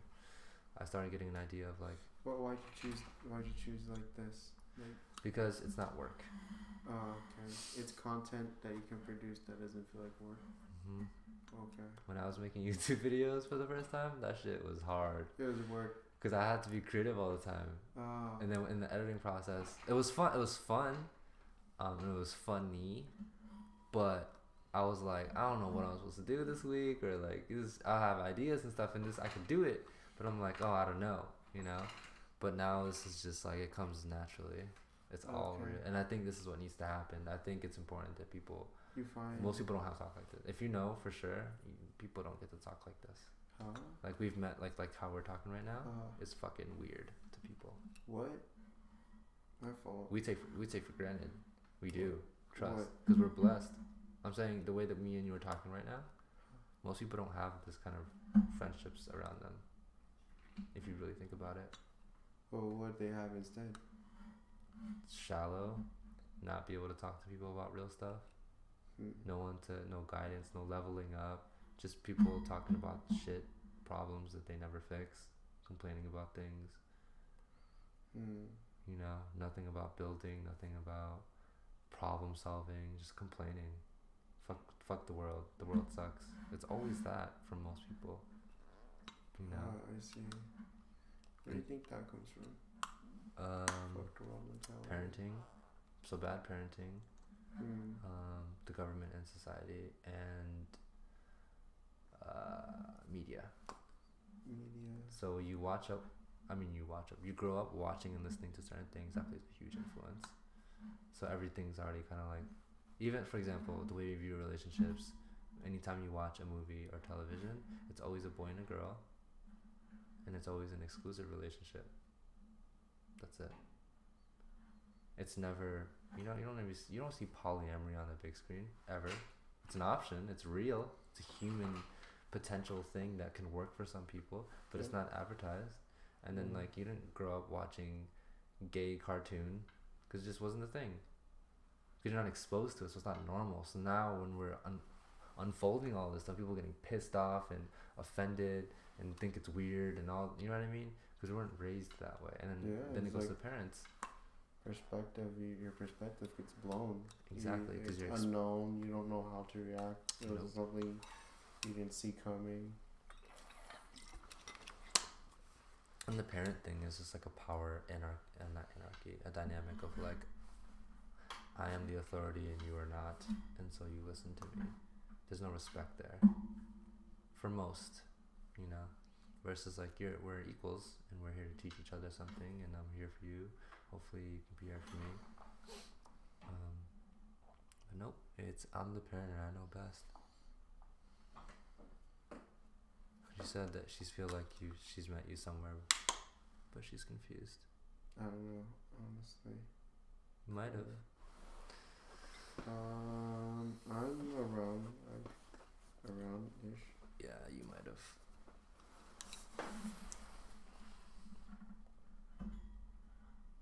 Break dance.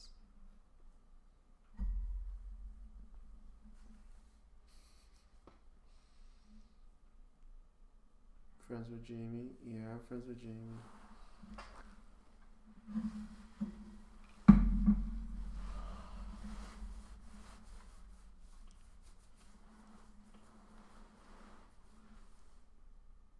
Do you have a nice car? I like my car, yeah. And do you smoke? Yeah, I smoke. Yeah. Well, I had edibles before I came on here and streamed.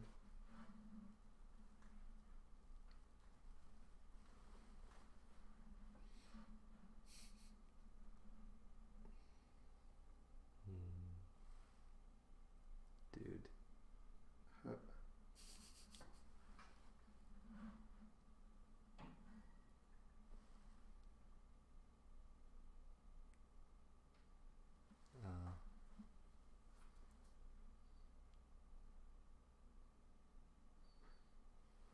At UMass, I would imagine then. Is that what it was? And then we went to practice. That's probably what it was. Yeah, it was. Riverview. Oh, yeah. Oh, hi. How are you doing? Wow. You're up super late, dude.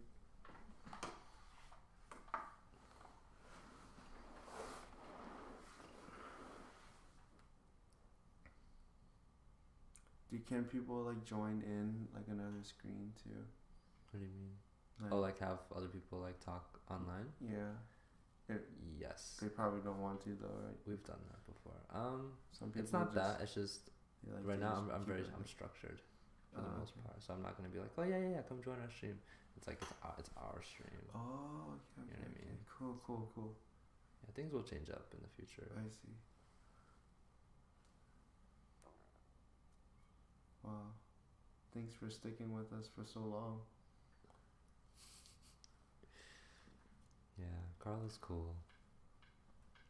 Aspiring producer, singer of sorts. She could sing, but I don't know if that's something that she really wants to do. I just know that she wants to produce. Probably manage, put artists on and stuff. And just chill. Sometimes.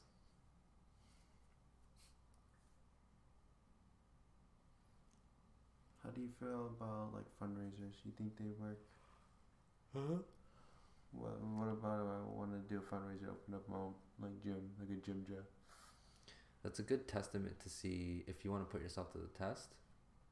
See how much support you can get. That's a good way to see who's willing to spend their money on you. / can you convince them? There's two elements. One is brand that you already have, and the other is, all right, well, how well can I sell this? So like me having a Patreon is, are you gonna help me become a digital nomad? Are you gonna help me get financial freedom? Can you do that for me? And so there are some people there, and then someone dropped in and give me a little bit, some change, because he believes in what I'm doing. He's like, I really support what you do. Keep doing what you're doing.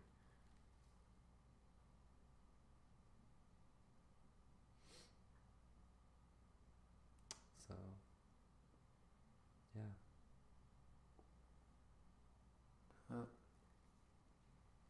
You can do anything you want.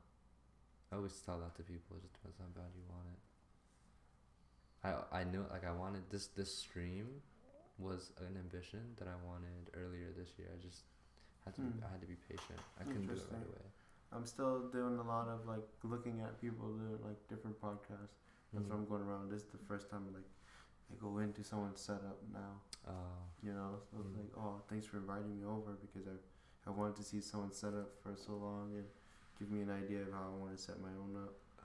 I'm thinking of having it so I have some studio space that I could use, and then have just a table going across in at a kitchen table, type vibe. Okay. Yeah. A nice high table. Okay. Yeah, kind of just more about the content. I used to worry about all the other stuff a little too much. Now I'm just keeping it simple with the table. It just feels comfortable. That's how. Yeah. I don't know. It's weird. I like the elbows leaning forward. Yeah. I remember I would tell people, especially people who are doing this for the first time, I'm like, you don't have to worry about people get nervous for the stream, but I'm like, I was nervous at first. I was super nervous. That's fine. Well, everyone who does this for the first time is nervous. I was like, holy fuck. So I'm still nervous, honestly, somewhat. Too a little bit, maybe.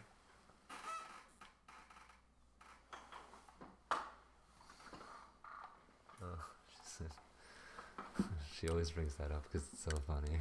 What? When her friend got her car towed, and she was able to make a GoFundMe and then fund the whole thing. Yeah. And for real? Yeah, and when I was like, I remember I said something and Torn was saying something. I think it was almost 200, but not 200. It's almost. Dang. We're saying what the fuck, the fact that people would pay for that, and then we saw and we read why it happened, and then me and Torn were just both you just shouldn't park there. You're not supposed to. It's the rules. So it's just kind of dumb that you would do that and then people are gonna pay for it. And so I was like, yeah, I agree with that. I think it's crazy that people would give money, and I'm like, hey, do what you gotta do. That's dope. But wow, we were just damn, what the fuck. Yeah. Shit, what the hell? Maybe I can do a GoFundMe for a GTR or something. I'll still GoFundMe for my debt. No, I'm just kidding. That's the goal.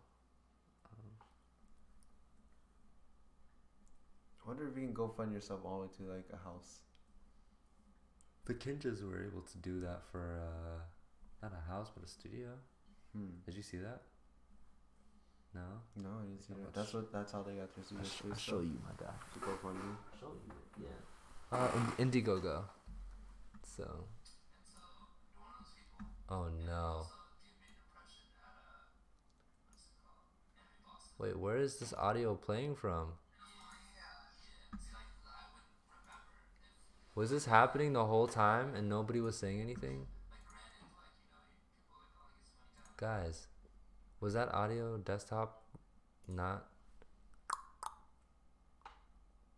Was that playing? Oh, it was playing, huh? I don't know. I mean, if it was, I felt like Carla would have said something. Right. It would should have been like, oh god. Those are my mood bots just saying shit. And send it to the right people. Everybody like the GoFundMe. Started GoFundMe. I mean, if you wanted to. It just depends what you want to do. Fundraisers are dope. Crowd raising, fundraising. Hi, we're the Kinjas.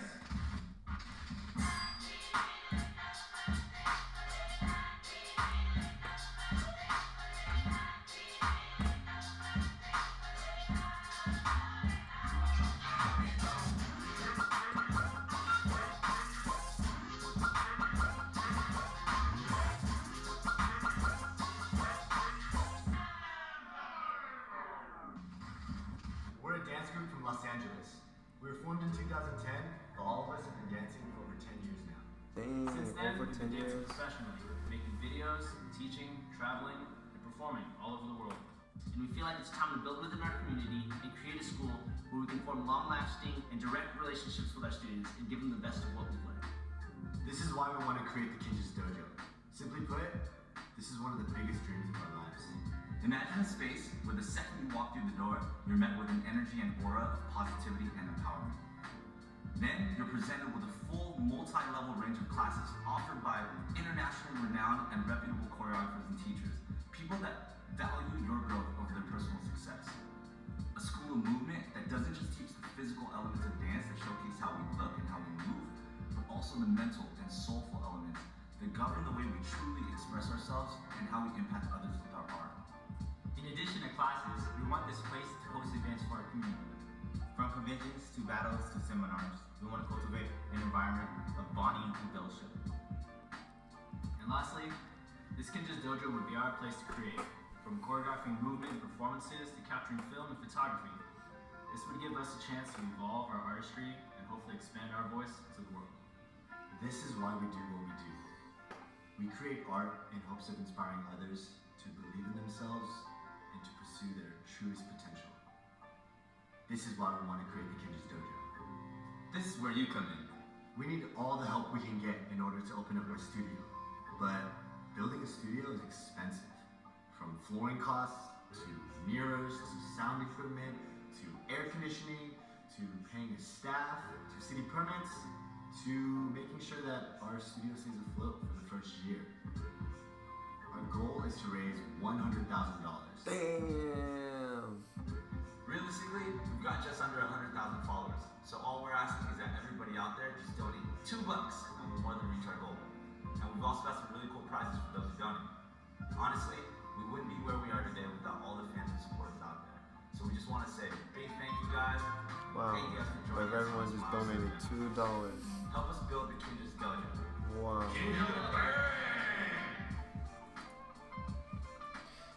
Yeah, so they ended up raising like $120 something thousand. Wow. And that's, so when we talk about the work they put in before that could happen, that's why it could happen.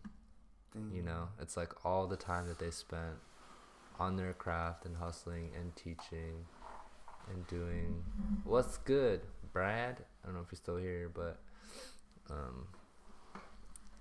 how are you doing? How was your day? Yo, I'll do like a GoFundMe for like GTR. We should do it right now. Do it right now. For GTR, and I'll do like drive ride along videos so So I can just make money doing YouTube videos, driving GTA. That'd be awesome. Dude, that's just hard. I'll start drifting it or something. Look up December. They've been doing it for years, and this year Google is matching up to 80,000. Wait, what? Look, oh, Dancember? What's that? Try to read that. Udge You were drinking something out that bottle. What? distributor. Huh? What's in that bottle? Oh, that's just water. Yeah. They started off as nothing. Yeah, we all pretty much start off as nothing. So, no, I'm just kidding. What do they mean by nothing? What is it for? Probably broke or negative. Just like logic. Broke. 2 millions. The success story. Scooter Braun. Gary Vaynerchuk. You think Gary's awake? You think he's awake? Is he? It depends on where he is in the world. Because he's always flying. Why are you Aggie? Why would he even want to join us? So, why would Gary Vee want to be on your stream? Why are you making us read this? Why would Gary Vee want to be on my stream? Yeah. See, Do you care? do I care? Yeah. It'd be dope if I could meet him and help him.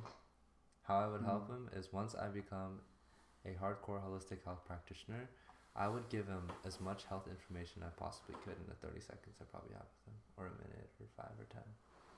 Because he needs value. I'm like, I can't provide anything that he doesn't already have except way better health. That's it. He has someone who he pays to take care of him health-wise, but I think I could do better once I know. And the reason is because when you look at someone's external, it's a reflection of their internal. That's it. It's very simple. So when you talk about skin tone, discoloration, hair color, hairline, any bumps on their skin, any pimples or anything, is an indication of what's going on inside. And if that is not flawless, then that means you can still work. So when I look and I'm like, oh, he's only this years old and he has gray hair, I'm like, well, something's off. Oh, damn. Or if there's like a bit of a receding hairline, oh, something's off. You got bag under your eyes, oh, something's kind of off. You sleep for 6 hours. I know someone who sleeps only for 3 but looks way healthier than you and works longer than you. And I was like, well, what's the difference? I was like, well, this guy has way better health than you. He doesn't have bags under his eyes even though he sleeps less than you. Sure, we're all kind of different and you're older, but still. So, yeah, it's just interesting. Gary doesn't care enough about that. He cares enough about his health, and his health comes first, and so does his family's health. And if health information is what he needs, he was taking notes when a lady was at a keynote or a speech or something. A lady was was literally giving him health tips. And he was like making sure he got notes down so he knew better, like about his neck and strain and weight and like your phone and this and that. And he wanted to talk with her after and this and that. So if I'm like, look, I can help you sleep, I bet we can go from 6 hours of sleep to 3. It's gonna take a long time, but if you're down and I know you care about health, I'm a practitioner, can help so that your family is in tip-top shape, and I promise you, none of them is going to see cancer. I promise you. Because he still believes in randomness when it comes to poor health. He's accepting of accidents, which, accidents can happen, but in terms of, like, disease and stuff, he's like, if my family ever gets sick or whatever, I'm like, well, if their health was on point, you can't get sick. So just him stating it like that means that he doesn't have that knowledge yet. And if he does, he probably doesn't believe it. So I want to be in a position where I could convince him by being a product, by being successful and being able to reach him and doing a great job in my space, and then giving him that information one day.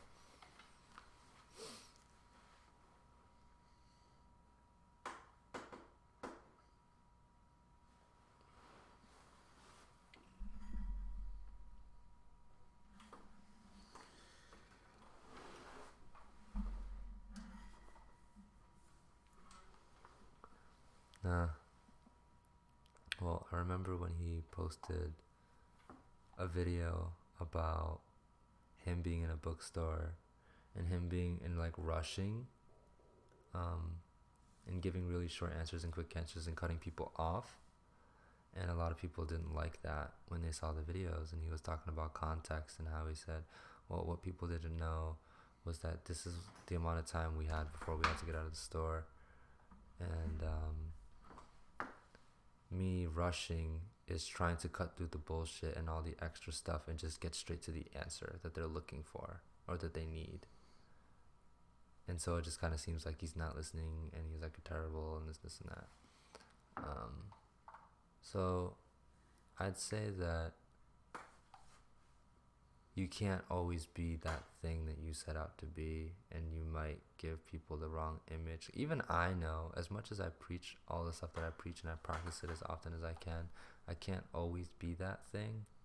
I try to be it most of the time, but I can't always be it. It's just not always sustainable. And when it's not sustainable, it's because I'm not balancing myself out. So it'd be the same way for him, which is an empathetic thing to understand, that when you're in that position, it's really hard to go in depth with those things, because I'm sure he hears that all the time. And he does. When you hear it all the time, like when people send me paragraphs, and this is just me being like weird and never being so great at it, but it's gone from me trying to write up something nice to just being like, I love you.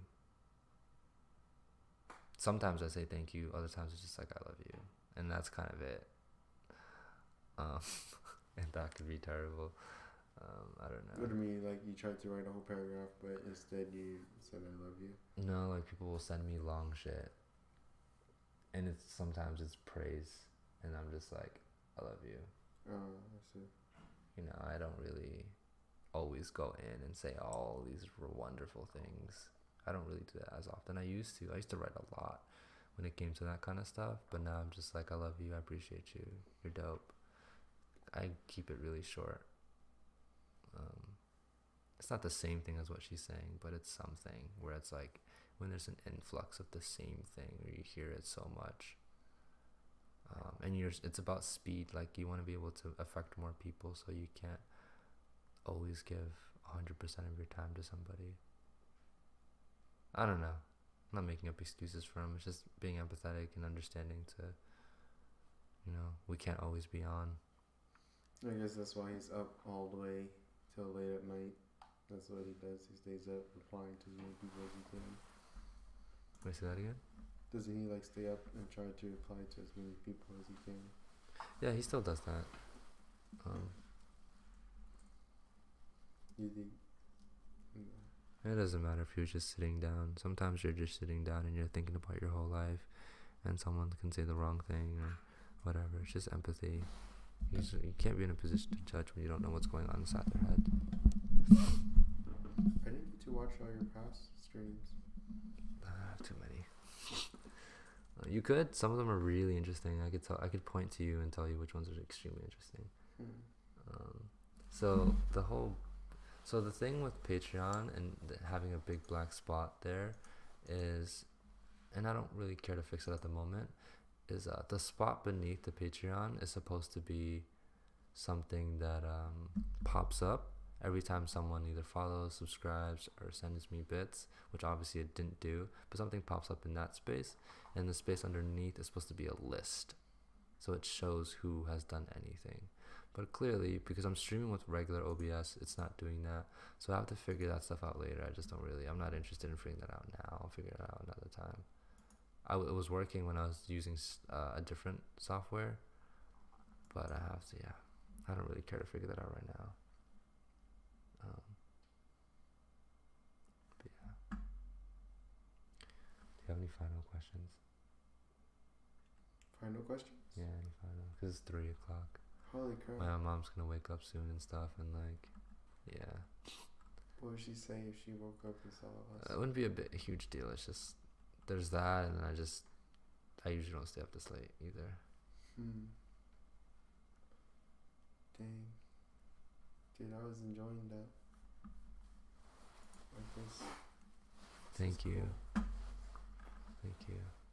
What was going through my head was And thanks for your feedback. But as much as I agree and disagree, I don't know yet, because if you watch other streamers, they're just confusing as fuck. how are we? I don't know, she's just saying that she thinks that all this stuff is too much and I should prioritize only a few things, and I'm like, a little bit. I used to only have for what we were just doing. Like, okay, can we get some feedback from? oh no. This, like the visual, all this stuff. Oh. It's like a little too much. Oh. And I was saying like how if you watch other streamers, it's overwhelmingly confusing. Sometimes, not everyone, but it is a lot. Before I literally only had 1, 2, 3, and then this was like small and like in the corner or something. But then I added this, and then I added this. Amazon Prime. Now, are you using this to grab traffic and then send it somewhere else? What are you using to pull to this? Pull to this. And then where are you pushing this to? Facebook, Instagram, Snapchat. Pulling to this. All vice versa. And pushing back to? So both. Because that's why I'll stream to a different platform and then I say, like, come check us out on Twitch. And Twitch is the money. It's the one. In the future, it won't really matter all too much. Like, if I'm at a good high number everywhere, it just doesn't matter. Like, I could see myself getting views on Facebook, sustained views. I'm always going to push them to Twitch, but because Facebook, I think, because I'm an affiliate on Twitch, I can't really achieve that on Facebook right away. That's going to take longer if Facebook is still around. So, yeah. Platforms kind of just come and go. All of it at the end of the day is just practice. Oh. Damn, what I was gonna say. My fault. Health stuff too. What are you eating? What are you eating? For food? Yeah. I just don't eat meat or dairy. Everything else is fair game. I eat more fruits and vegetables, organic. Chia seeds. But I still eat shitty in terms of like packaged noodles is probably the shittiest thing I eat. That's a common thing that happens when people give up meat. They start eating like junk and stuff. But the only reason is because I don't have money. But the only reason I don't have money That's is not another big reason is because then they don't have money and then they gotta get something like they eat sweets, a lot of sweets, noodles. Yeah. So I mean, I have that. I have to pay, and that thing is I'm not paying for it, noodles. And it's the only reason I don't have money is I'm not working enough, because I'm putting more time into this stuff, which is not a good balance. So I have to, and not that, I'm just taking time to myself and like reflecting and building the career. It's just, yeah, I have to work a lot, especially this coming week. This coming month is just work. And like that much How of is the it life. treating your health, your work life? It's not bad. So I'm in a good mental place. When it's correct, it's so much easier to do stuff. Which is why I want other people to get there too.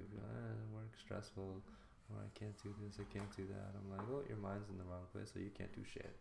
You know, when you're aligned and things make sense and you're at peace, you can do anything. Or if you're just grateful, you can do anything. Yeah, that's some powerful stuff. That's true. So I want to help people. You want to give them the tool sets to do whatever they need to do.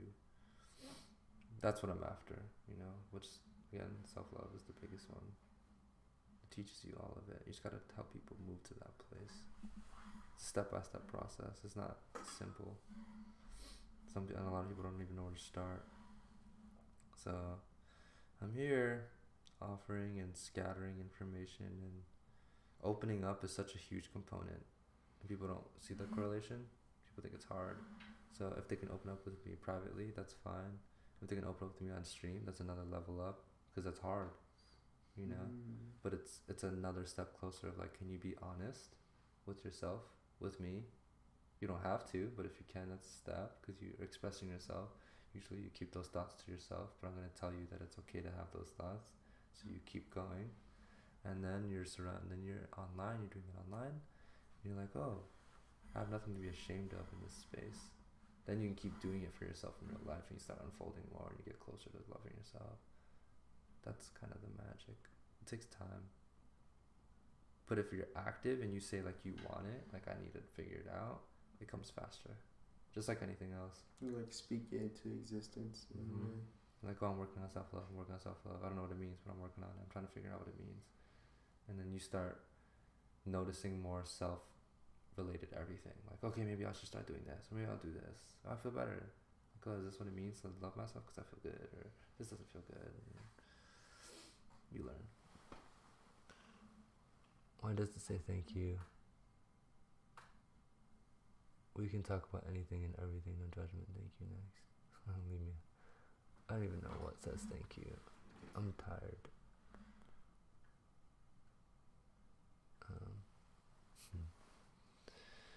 What does that mean? Oh, it says, I think over there. It says, and everything, no judgment. Thank you. Oh, I'm just thankful. It probably doesn't make sense at all. It just it makes sense to me. It's like a I'm thankful type of thing.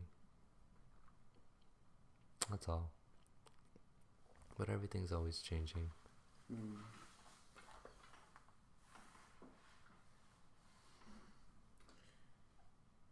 So this is the whole building the platform thing. Yeah. Let's see. Instagram stories are a huge thing for me. Instagram stories, my blog.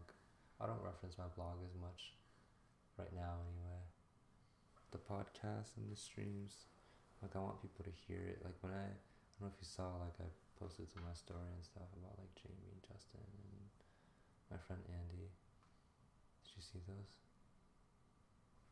Like watch those podcasts? You didn't even have to, no, just a preview. This is when I did some little micro content. Oh, I seen a preview and it's like not really like them talking, it's like The voice. it's like a commercial almost, right? Maybe.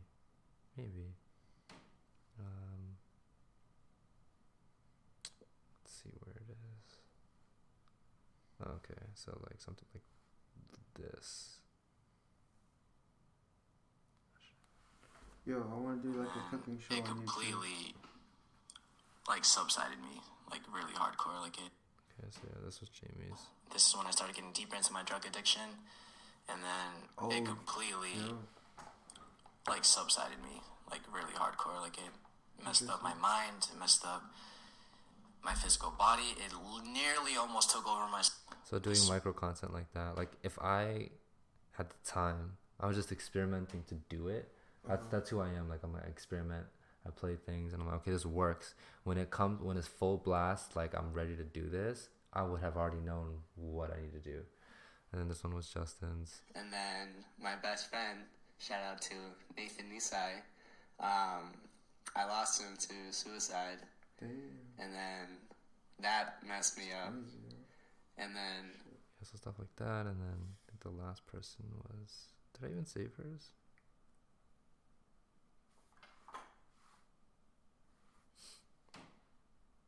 Oh, it doesn't do that?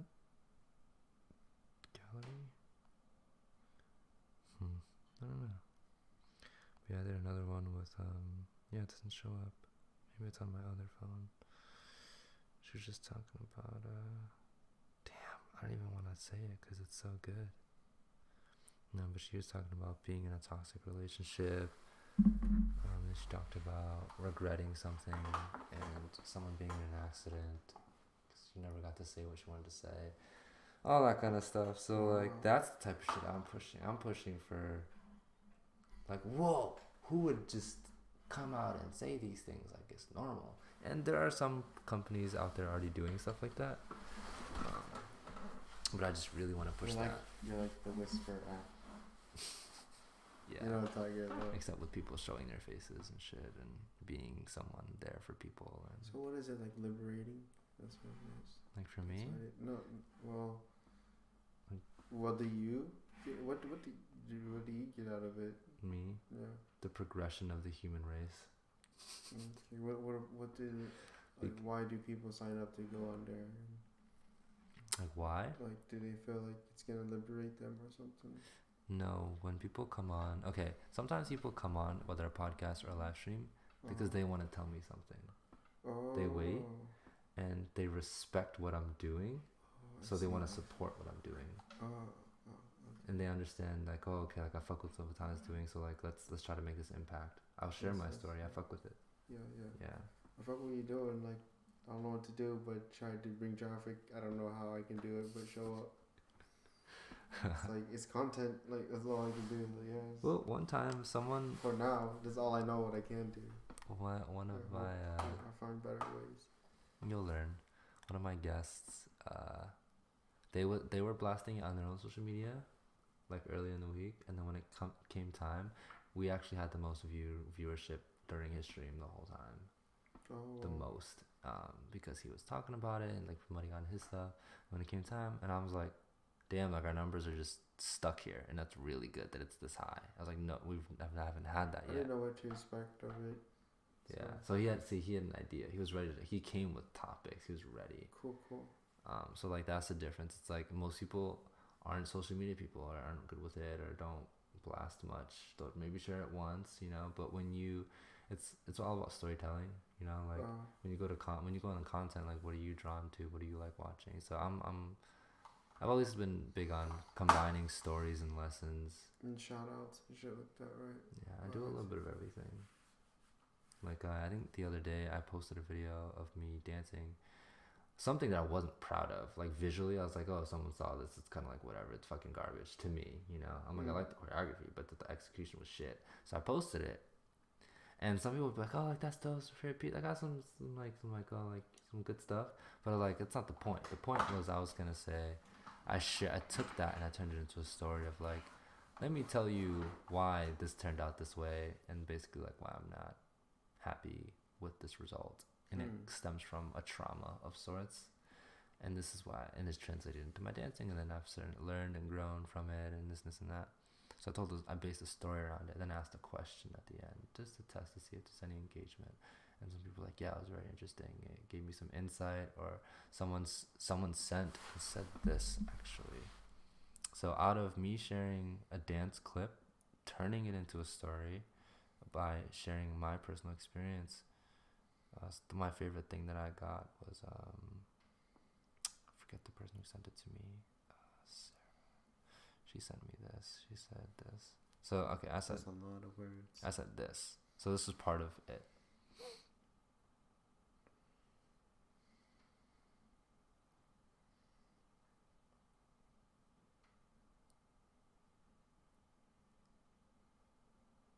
The details, the process, right?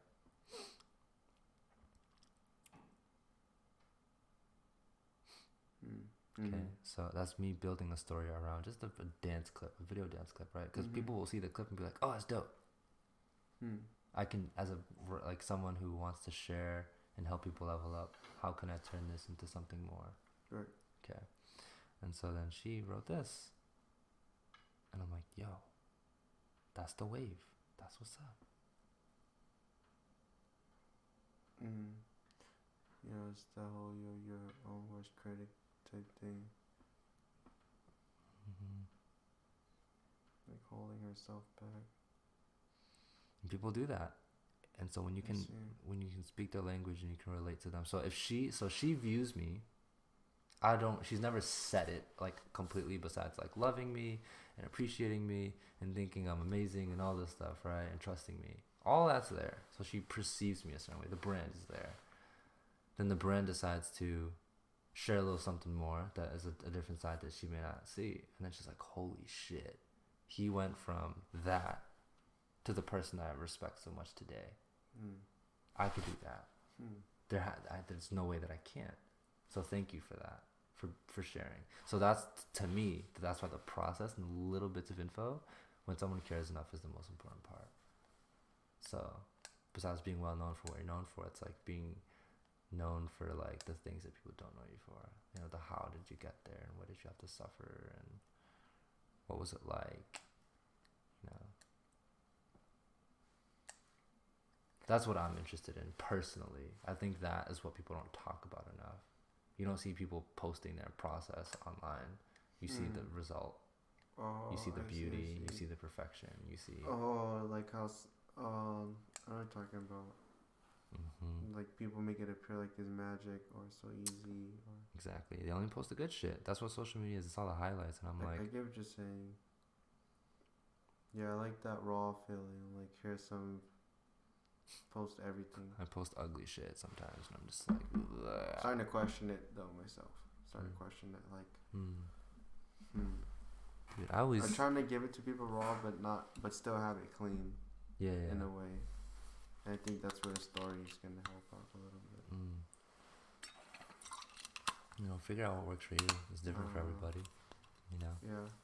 I see something that I think could be changed, and so I'll be an advocate. I'll share the shit that I suck at, things that I'm not proud of, because I think it's important that we have the courage to do that.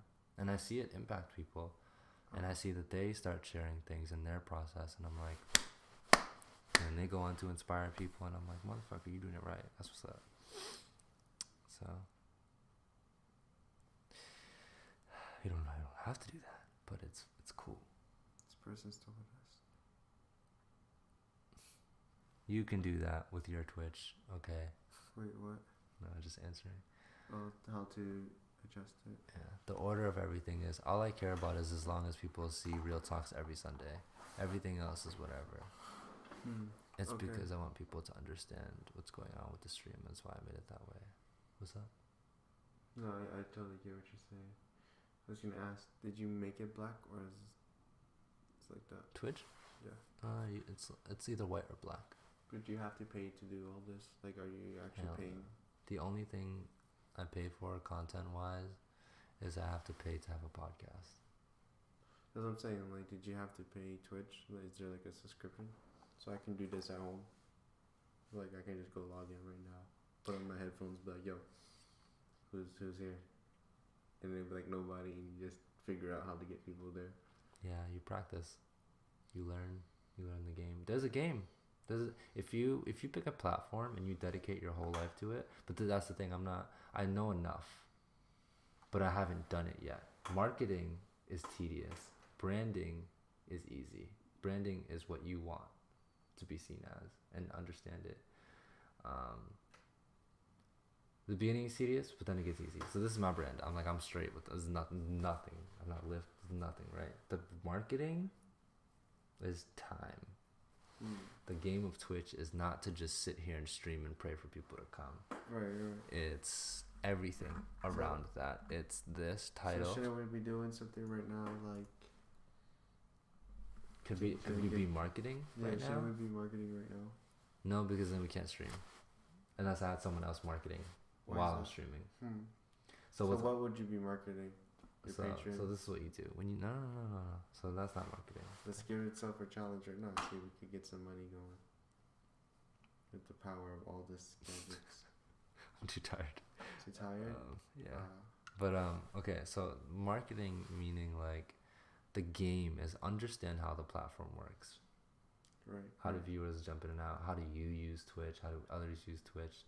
Once you understand the culture, like, oh, okay. You know, I understand the technical, most of the technical aspects, not all of it, just most of it. Still don't fully understand this stuff, the cultural stuff I don't fully understand, but the technicalities of how to get people and stuff, I know how to do that. Do I spend time doing that? Absolutely not. Why? Because I'm not focused on marketing, I'm focused on branding. I see. I'm not going to be doing marketing until later. I play with marketing a little bit here and there to make sure that I'm correct, and I am. Because marketing is what pulls in the numbers and what gets you the money. Yeah, so what are you going to do? Have it automated somehow? You're going to eventually take responsibility for that? No time like now. Because what I would do is, so I would create the content, and then I would have someone do all of the construction. I would all the editing. I would never have to do any of that stuff. I would post, and then I would focus a lot of time on marketing, a ton of time on organic marketing, and then on paid marketing. And then eventually, I'd probably find someone else to do it. I see. So it's because marketing is messaging people, it's jumping into other streams, it's developing relationships with people. So the money that you see that I've been able to gain, I'm at like 80 a month or something, maybe 90, right? That doesn't just happen because I make content. Like, yes, but the other aspect is, well, for anyone to give a fuck, people need to see me. And how do they see me? So this is who I am. And so if someone decides to, if I build a bond with someone, like everyone that supports me on Patreon, I've built a bond with. I see. And that's my business strategy. You don't have to build a bond with someone if you have an Apple product. Customer loyalty, good products, ecosystem is different. I'm in it for completely different. So, because I'm not here to if I'm going to make money, it's not because I want someone to become dependent on me. It's because I want to help them reach a certain place. It's either they're not hardcore self-love, but they believe in me, and they're like, you know what? This is a good investment. Here's money. Like that. And then the other aspect is and the reason a lot of people help is because, oh, he did this for me. As in, he's been there for me all this time, and or he's been able to change my life, and I want him to do that for other people too. So here's my support. Literally that. And they don't even always pop in on the streams. Most of them don't. You know, they don't even really. One of my supporters doesn't really see any of my content. She just believes in me because of brand, or you could say because of the time we spent together. That's my business model. I'm branding. I'm not really marketing, even though technically that's marketing, but I'm morally just branding. But that's just me being me, and I believe in what I believe in so much that other people will believe in me too. The marketing online is way more like work and tedious, and messaging people and doing this and doing that and spending time on the platform, doing stuff like, for example, like, so on Twitch you'd have to jump into other people's streams, smaller streams, talk, be a regular, make friends there. You know, they follow you, you talk to them, cool, they check out your stream, you build your numbers, they like you, dope. The other thing is you get hosted into other streams. So if you start being buddy with other streamers, then they're gonna host your channel when they're offline, or raid, so where they automatically transfer all their followers over to your channel. The reason why I'm not doing any of that stuff is because I'm still playing with my niche. I'm still testing. Okay, I see. Still and playing. And I don't have my blog consistent. I don't have my YouTube videos consistent. I don't have podcasts consistent. Once I'm consistent, and the framework is there, the blueprint for macro content, the big stuff, and the micro content, the little stuff, and it's like a machine, and it's just going. Now it's time to market because my product is on point. Because I'm not going to be continuing to have people sign up for my Patreon and get none of my benefits like right now. Like they kind of do, but not really. But they're okay with it because they understand. But I don't want to do that forever. You know, I want to be on my game, and to be like, yeah, now my Patreon's in full thing. You know, you can get a blog from me every week, a podcast every week, a video every week, Q&A, stream every week, all the time, every time, you know. And then the product is there. I'm there. I'm a little more mature on the platforms and stuff. I'm probably dancing and making dance content. That'd be dope. So then I start marketing because I have stuff now. Where would you be marketing to? Where are you gonna pull the revenue? Everywhere. YouTube, Facebook, Twitch, YouTube, Twitter, Twitch, Instagram. Instagram and Facebook, there's really no revenue, but it has like just a lot of exposure. It's about the numbers. So it's not about money directly. It's more about there's a lot of Facebook users. It's data. So if, for example, I don't know. Can you make ASMR videos for your Patreons? I'll be back soon. Oh well. I'll think about that. So if I pull up two things, yeah, I'll crash soon. So bro, Dashboard. So, analytics. So this. Oh shit. Yeah. So this tells me stuff that I need to know. Revenue. Oh shit. See, I can export data and like the subs. Mm-hmm. You know how many people are subbing. And oh, so there's multiple game sales. yeah, game sales, extensions. Ads. There's a lot of different things you could do. I'm only doing Twitch Prime subs and bits right now. You know, I don't have access to this. Ads? Yeah. Why not? Because I'm only an affiliate, and that hasn't changed. And then this is my statistics for my podcast. So, 24 this week, today.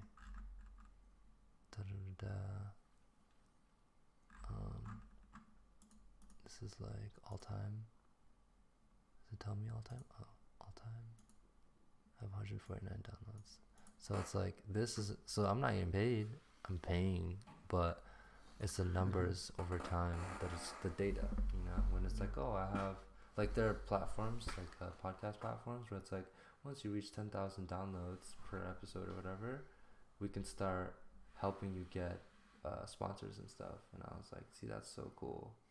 It's not always directly from your audience, it's the numbers that count. If your number game is on point, or you can prove to people like, oh, see, I have, like, for example, I can go to people and be like, yeah, look, like, you know, I don't have the biggest following, but I make $200 on Patreon. I have this many people that are willing to support me. I can help you build your business. I wonder what people are listening to just audio wise. Like, what is it? It's music, right? I mean, that's the main thing. Podcasts, audiobooks, and music are like the main three things. And that's why I want to get into music, because I think music's fun, but I also know that it's the one thing where you don't have to keep up with platforms. You still have to market, but you know, once you're like Drake or something, you don't have to market shit. Like, you still do, but you mostly just kind of drop it. But I know how to market. It's not the time, the money at the moment.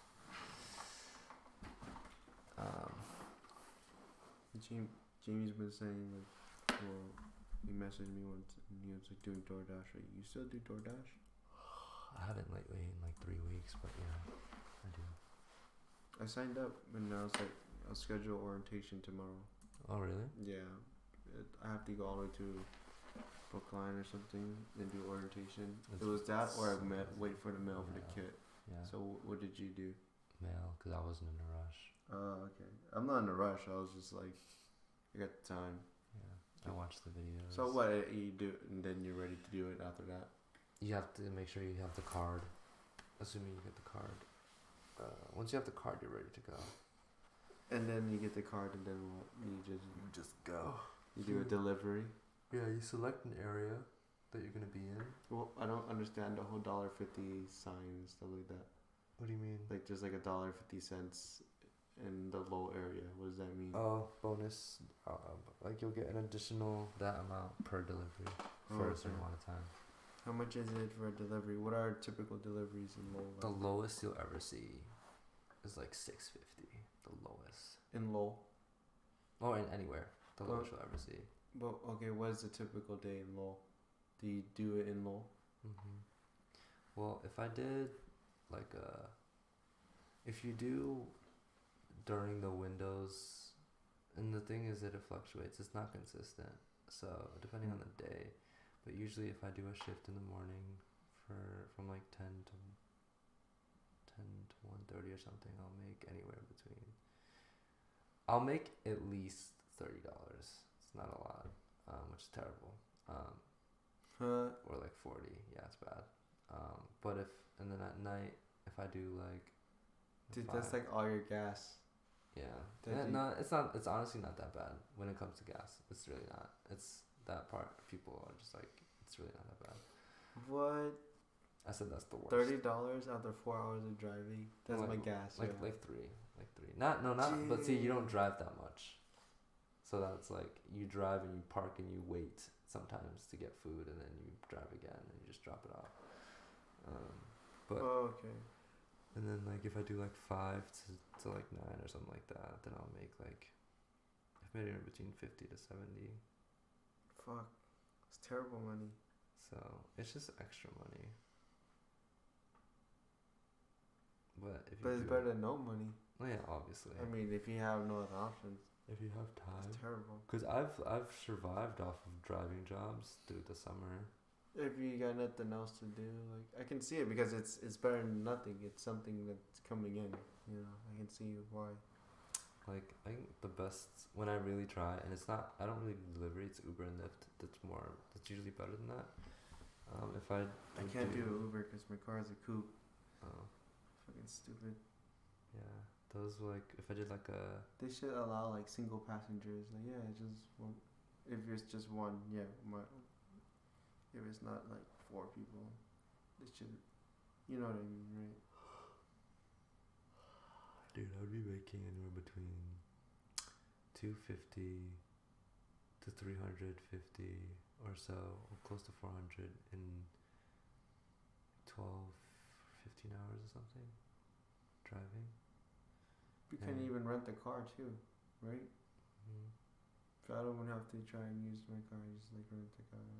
Get like you just gotta make sure you put in a certain amount of hours. Like you gotta grind. If you're gonna do that, you gotta grind. It's worth it financially. Yeah, it's actually pretty good. You think so? Yeah, because I've met someone who does it, where he uses it to pay his bills, and then he has a full-time job to put towards his savings. It's like I grind at work full-time, and then this this gig, I do driving a lot. I do the bonuses and all that stuff, and then I have enough to pay off all my bills. So it just depends on who you are. Make some phone calls before doing all that. So yeah, it depends on who you are, what you're doing, what your goals are. Yeah. So, like, if you're trying to, for example, if you want to I'm not to show up to DoorDash tomorrow. That sounds like a true... No, it's good to have. It's good to have. But it's a true... Dude, that's a far true. But I can start right away. As soon as I leave that place, like, okay, I get my gas money back. It's good to have. Because I'll be in the Boston area, basically. It's like I fucking start it right now. It's good for extra money if you ever need it. You know what?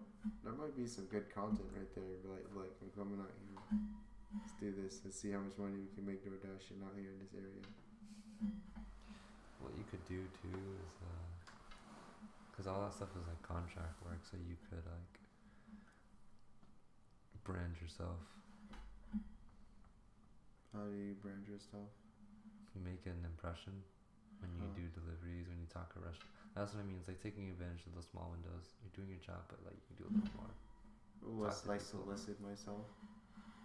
So like. I've done it before, like passing my business cards. Oh, you have like Uber. Okay. Like if I pimped out the back of my car to make it so that it's bought my brand. Oh, okay. You feel me? Put a card in the food delivery. You know, text them, because you get their phone numbers. You have some time to make it really dope. Get some bonus. You money. allowed to do that? Solicit some. Yeah, I read the terms and conditions, but I get this idea. Yeah.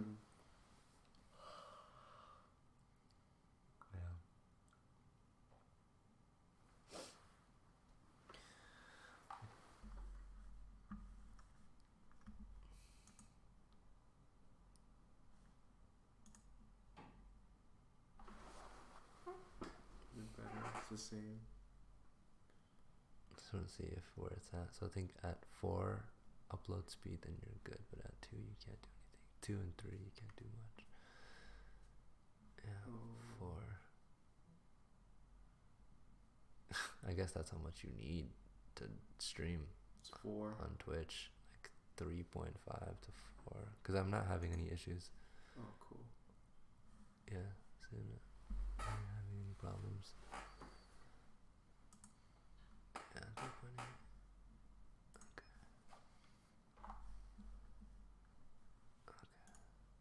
I'm gonna end. Okay. Well, I'm glad we got to stream instead of just recording. Yeah, that was fun. So I'll see y'all another time next week. Yeah, thanks for having me on. I'd be more than happy to do it again. Yeah, if you jump in and do that. If you want to understand the grind or be a part of the community, and you jump into the chat and you build that way, so people know who you are and stuff. Yeah. All right. Peace, y'all.